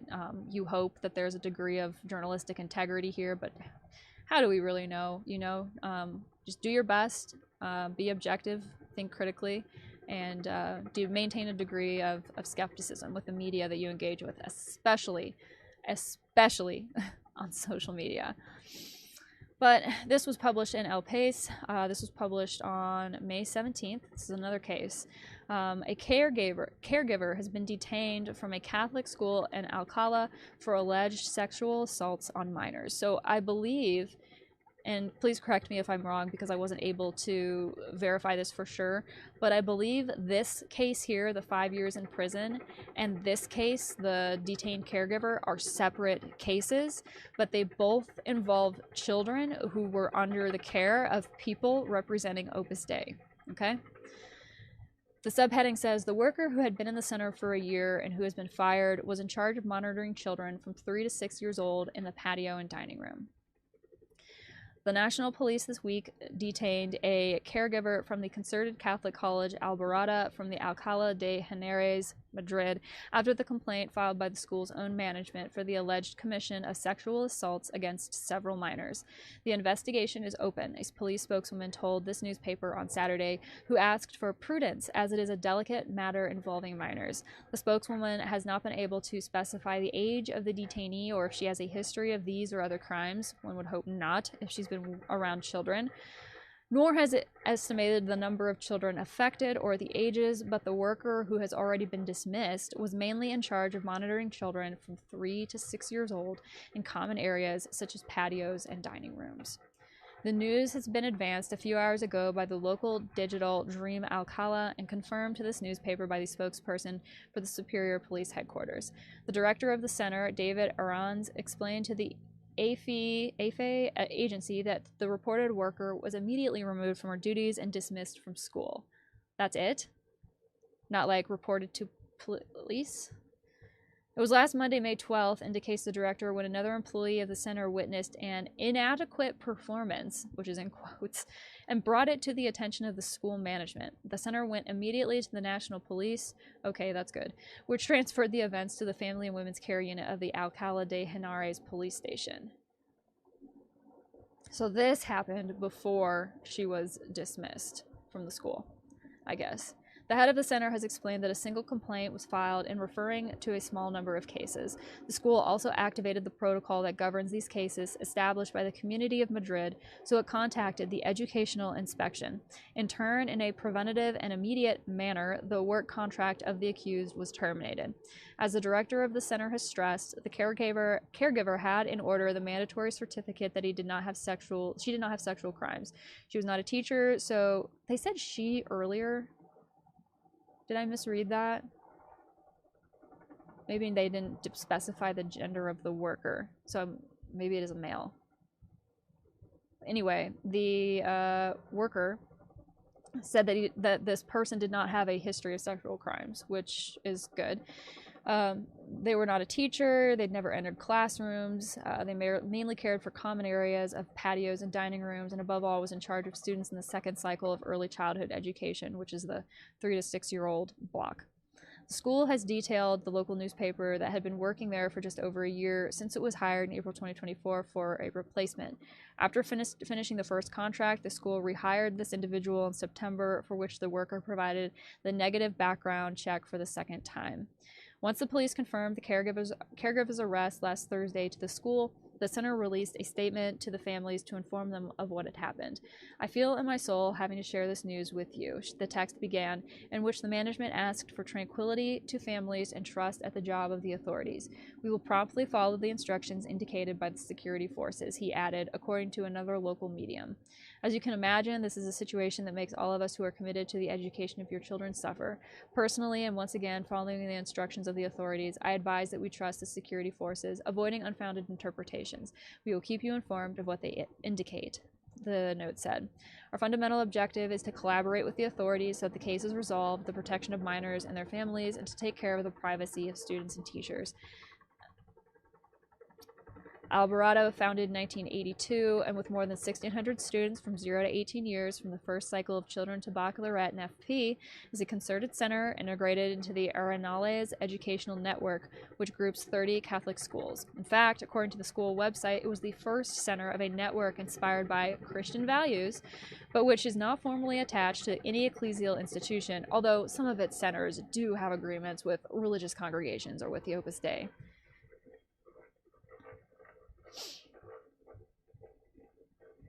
says that acts of a sexual nature against a minor under the age of 16 are punishable by prison terms of 2 to 6 years, but if the abuse involves rape, the sentence may increase from 8 to 12 years, and when violence or intimidation is used, or if the victim is especially vulnerable, between 12 and 15 years.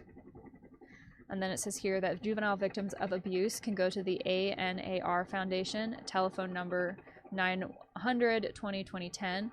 If it is an emergency situation, you can call 1112 or the phones of the National Police 091 and the Civil Guard 062. And in case you cannot call, you can resort to the Alert Cops application, from which an alert signal is sent to the police with geolocation. Of course, children 3 to 6 years of age probably don't have access to those resources, much less the language to verbalize what they're being put through. So let's hope that the authorities treat this with the seriousness that it deserves, and that everyone at the school and the center does the right thing. That's really all you can say. So this is from The Guardian, moving right along. This was published May 18th, so we're starting to creep towards the end of the month here. And they're talking about how Pope Leo will be received in the U.S. Catholic Church, because obviously there was no love lost between a lot of conservative U.S. Catholics and Pope Francis. Right-wing Catholic Americans in positions of power, from the Vice President J.D. Vance to Leonard Leo, may have breathed a brief sigh of relief when, after the white smoke cleared, Pope Leo emerged on the balcony of St. Peter's Basilica, donning a traditional red mazzata with a papal stole. It was, observers pointed out, a starkly different choice than his predecessor, Pope Francis, a reviled figure among many staunch conservatives who had worn all white on the same occasion in 2013 to symbolize his desire for simplicity and humility. And another nod to tradition, the American Pope opted to sing, not recite, the Regina Caeli prayer in his first Sunday blessing, and dedicated one of his first audiences to the head of Opus Dei, the ultra-conservative religious order whose secret member list is believed to include prominent Catholics in Washington. And yet, it seems widely understood that Leo, given his background, temperament, and values, will largely adhere to the vision of the Church set out by Pope Francis and not rebuke or deviate from it, says Massimo Fagioli, a professor at Villanova. While he might like traditionalist things more than his late Argentinian predecessor, Leo cannot be called a traditionalist, Fagioli adds. The deeper question for now is how the new pope will position himself vis-a-vis right-wing Catholics who hold significant power in the U.S. Church and in Washington through their wealth and political influence. That includes men like Leonard Leo, a conservative Catholic activist who led the Republican mission to install a right-wing majority in the U.S. Supreme Court, which is today mostly composed of ultra-conservative Catholics. The schism between the American Catholic Church, between conservatives who rejected the legitimacy of Francis' papacy and more progressive-leaning Catholics who embraced it, is not dissimilar to the schism within the U.S. itself. On one side, says Kathleen Cavini, a professor of law and theology at Boston College, are conservatives who want to lock down church teachings and reject changes they see as illicit, and liberals who want church teachings to develop in line with societal changes. Many experts agree that, unlike Francis, Leo won't necessarily seek out to offend or chastise the American right for the sake of it.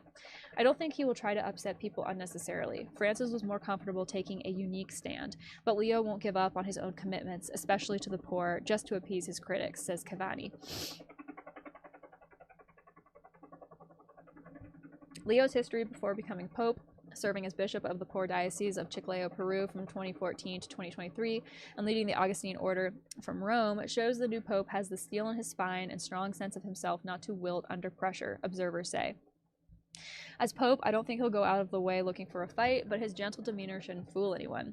He's got a backbone and will speak out when necessary, says Christopher White, Vatican correspondent for National Catholic Reporter and author behind the forthcoming book, Pope Leo, Inside the Conclave and the Dawn of a New Papacy. That's quick. This guy's like fresh in the papacy, and Home Slice here has already got a whole ass book about him.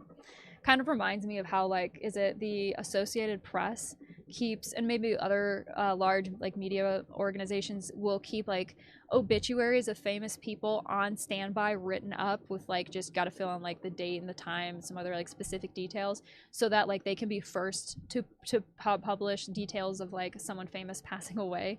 Kind of reminds me of that. It's like there are people who have the majority of an entire book written on so many of these people, and they're just waiting for them to become relevant within the church landscape in some way, and then boom, straight to the publishers.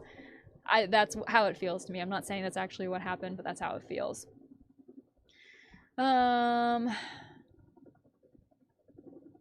They're referring to Steve Bannon here, who apparently saw Leo as a dark horse to win the papacy. Interesting. I'm just scrolling through to see what else. Mainly, I just thought it would be good to read through the first little bit of this because it's talking about how Leo may or may not move through his papacy, which is interesting because of the organizations that are at play. Let's see. While Francis was easily dismissed by U.S. Catholics on the right as a Marxist pope who did not fundamentally understand Americans, it will be far more difficult for those critics to dismiss Leo or say his view of the U.S. is that of a caricature. He understands the DNA of conservatism. He comes from a centrist, moderate Catholic tradition and is very progressive on the issues of immigration and refugees, says Fagioli. I'm super sorry about the helicopter. I hope it's not like the loudest thing in the world that you can hear right now, but holy cow, it sounds like this stupid thing is like right over my head right now. Where was I? Unlike Francis, the ultra-conservatives in the church will also be forced to contend with an undeniable fact. Leo is relatively young and full of energy. He can outlast some of them, Fagioli says. What observers cannot yet understand is how Leo's American nationality will ultimately color his tenure. Conclaves, Fagioli says, pick a pope in response to the times, just as choosing Bergoglio, Pope Francis, happened during Barack Obama's presidency and a de-whitening of the West from a certain paradigm of white European dominance, Fagioli says.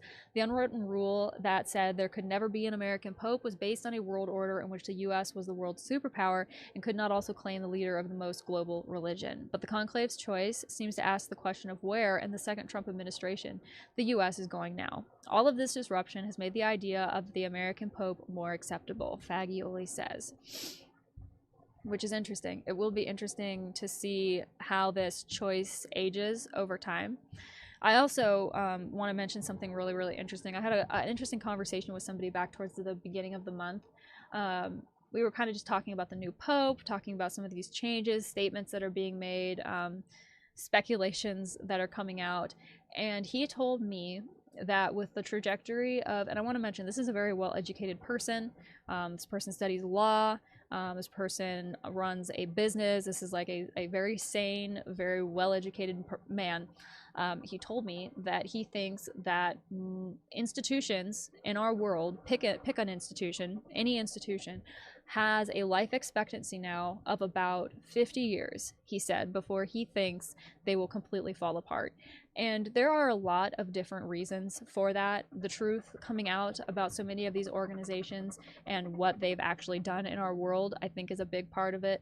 But also there is an unwillingness in the younger millennial generation somewhat, I think, but also in the older, like Gen Z group and coming up Gen Alpha, there's a general dissatisfaction or disillusionment with these institutions that maybe older millennials and older generations were brought up to like revere and respect and view as like concrete authorities in our world. Younger people coming up are becoming very disenchanted with that view because, again, there's so much truth that is coming out and the corruption is being so exposed. There really is a very limited shelf life for these types of institutions, and I think that his observation is spot on. You know, maybe it'll be 50 years, maybe it'll be 40, maybe it'll be 80, but it happens eventually. You know, things are constantly in flux, things are constantly changing. Powers and cities and nations and countries rise and fall, and it'll be really, really interesting to see what happens over the next few years. But the fact that somebody like Pope Leo, who is an American, which is very unique and very unusual, the fact that he was chosen, as that spokesperson said at the end of this article, it kind of indicates that the United States' position on a global scale may be changing. And I think that that's pretty easy to see if you've been paying attention to geopolitics for the last 15 years. I think that you could see this coming down the pipe. All right, next article. We only have 2 left after this. This is about the Augustinians, and it's an abuse situation, unfortunately. This was published on May 16th, originally in CNA, but here it's being published on Christian Pure. Oh my gosh, this helicopter.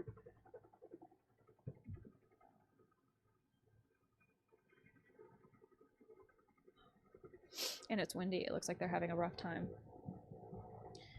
So the headline says, priest accused of sex abuse dismissed from Augustinians over disagreement with superior. A priest who was accused multiple times of sex abuse, including possession of child pornography, has been dismissed from the Order of St. Augustine, reportedly after a lengthy disagreement with the order. Father Richard McGrath was allegedly barred from the order following a prolonged period of disagreement with his direct superior, according to Michael Erdo, an attorney who has represented the Augustinians in the past. The dismissal reportedly happened in December 2024, according to Erdo. The Chicago Sun-Times reported on the controversy on Thursday. The Sun-Times did not say what prompted its Thursday report if the dismissal happened in December. The Midwest Augustinians did not respond to a request for comment on Friday, including whether or not they knew the whereabouts of McGrath. Erdo also did not immediately respond to an emailed request for comment. McGrath was previously accused of sexual abuse by Robert Krankovich, a former student of Providence High School in New Lenox near Chicago. The priest, formerly a principal of the school, allegedly raped Krankovich multiple times, according to Krankovich's attorneys. The former student's civil lawsuit was ultimately settled for $2 million before it went to trial. McGrath was also investigated over allegations that he possessed child pornography on his phone.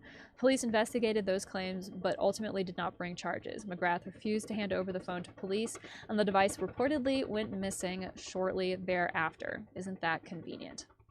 The Midwestern Augustinians have published a list of past members with an established allegation of sexual abuse with a minor. The list, which identifies 5 past members by name, was last updated in May 2024. McGrath is not on it. In determining whether an allegation of sexual abuse of a minor is established, the province adheres to the canonical standard of moral certitude, meaning that the provincial recognizes that the allegation is false, may be possible, but is highly unlikely, or so improbable that the provincial has no substantive fear that the allegation is false, the list says. Though it is not clear why specifically McGrath was removed from the Augustinians, the Sun-Times reported that at some point the priest stopped listening to church officials about where to live. During proceedings over Krankovich's allegations, McGrath was reportedly asked if he knew why the Augustinians were trying to expel him. "Because I left on my own, without their approval," McGrath replied. Prior to his pontificate, Pope Leo previously served as prior provincial for the Midwestern Augustinian province and later as prior general of the entire Augustinian order. Erdo said in a statement to the Sun-Times that the Pope, then Bishop Robert Prevost, was serving in Peru during disputes over where McGrath lived. The future Pope had no responsibility for any Augustinians and had no oversight of McGrath's living arrangements, the lawyer said. So I wanted to mention that, not because, the reason I wanted to mention it was because I think it's important to acknowledge that this type of abuse problem is rampant, kind of everywhere. It's not landlocked to a specific organization or a specific group of people. It's everywhere. It kind of goes wherever it wants to go. And that was kind of my reason for sharing this article. Also, it is interesting that it's an Augustinian, and given Pope Leo's background with the Augustinians, you know, he probably knows about it.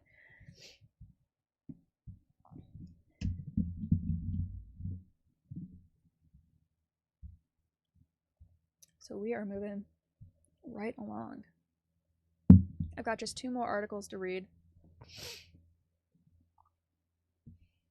This is the refutation that that letter that had allegedly been sent to Opus Dei from Pope Leo was never a thing. It never happened. And this clarifies that. This is published on Chronicler Spain, published on June 3rd, so technically this month, not last month.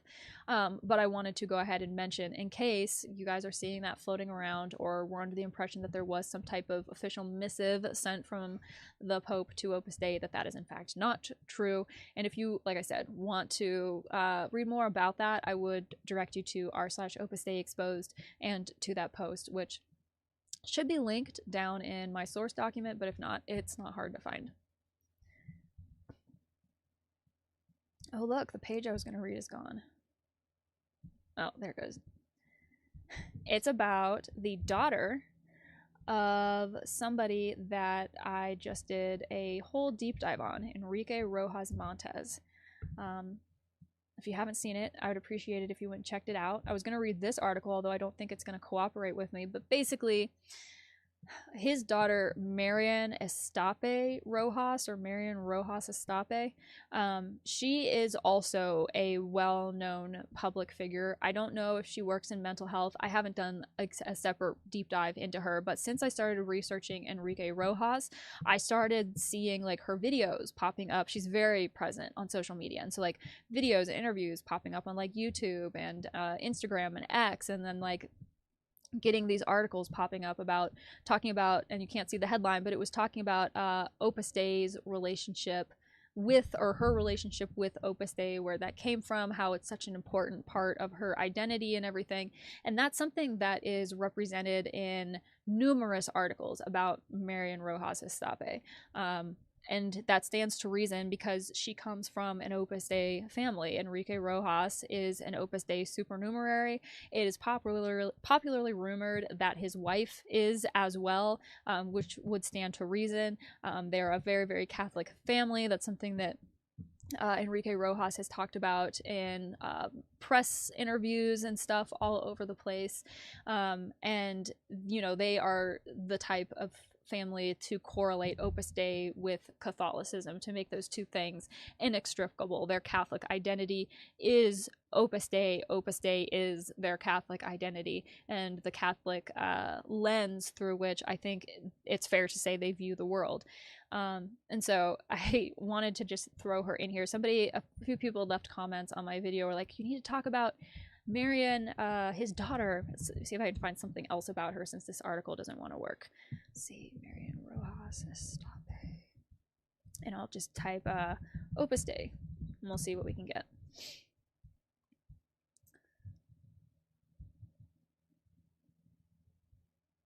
Okay, here's one. This is from Sport.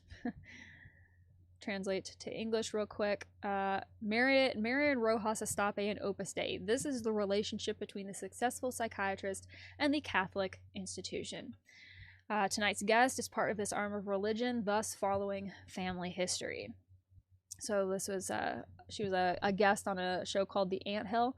She's apparently a psychiatrist, allegedly like her father, and disseminator of let's see, Marian Rojas Estape is the daughter of Enrique Rojas, businesswoman Isabel Estape. Let's see. This article is not translated well, so I'm trying to get the meat and potatoes of it. So she's published some written work, is on a podcast with on Spotify in Spain, and in addition to that, she has an extensive and successful bibliography that she has produced since 2018. When she published her first work, her stories have reached 40 countries and 25 languages, being one of the authors with the most sales in Spain. So she is following the blueprint that it would appear to me she's following the blueprint that her father followed for becoming known as a successful author of so many mental health books, and so-called psychiatrist to the elite, and so on and so forth. It says children are one of the first things to get used to thinking about when you hear the name Opus Dei. In this sense, Marian complies with what is expected, since she is the mother of a large family of 4 daughters, along with her husband, the lawyer Jesus Martinez Cortez, whom she married in 2014. Beyond the obvious, the Rojas family has never hidden its belonging to this institution linked to Catholicism. Quote, we are practicing Catholics, we get in the car and pray the rosary, we read the gospel as a family, which is attributed to Enrique. Thus, Marian has continued the family tradition, and in fact, her younger sister has become a nun and has had to abandon her share of the pie and the company that manages family real estate with more than 5.5 million euros of value. Another factor that points to Opus Dei is living as marked by institution fees, which may describe it as a sect. And I'm not exactly sure what they mean by that. The living is marked by institution fees.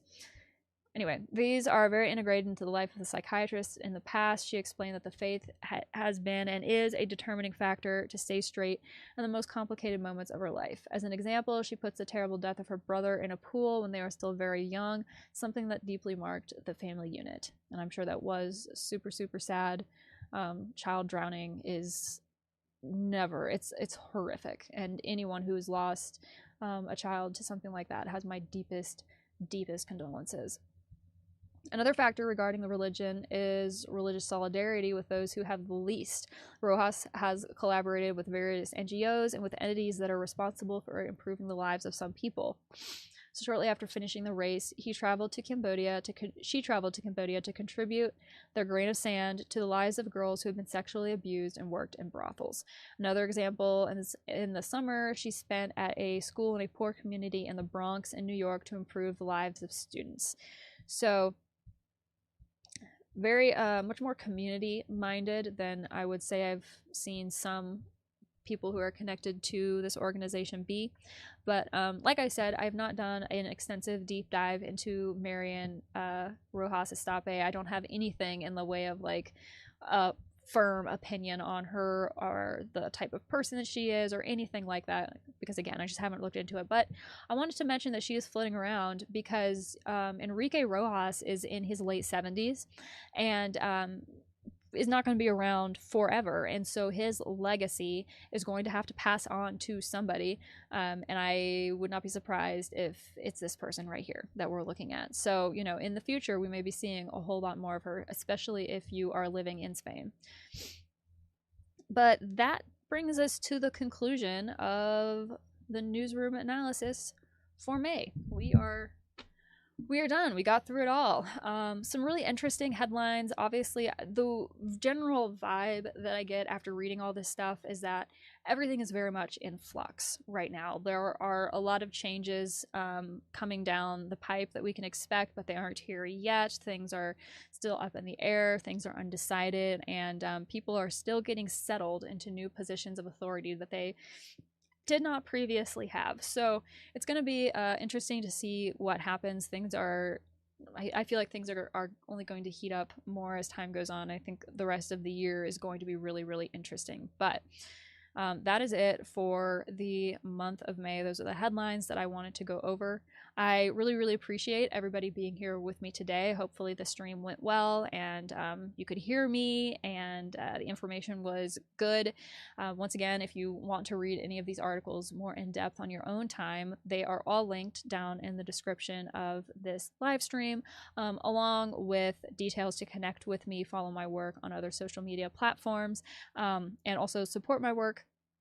If you so desire, you can buy me a coffee for $5, and I drink a lot of coffee while I do what I do, so the support is greatly appreciated. But you don't have to do that. Just being here, watching these streams and the research and letting me know your thoughts is more than enough. It's wonderful just to be building a community of people who genuinely care and genuinely want to know the truth. So thank you for being here and for being a part of that in any way, shape, or form that you so choose. But I think that is where I'm going to leave it for today. I'm really happy with the time length that this was. I was aiming to keep it within less than 3 hours would be ideal. So I feel like I've done that.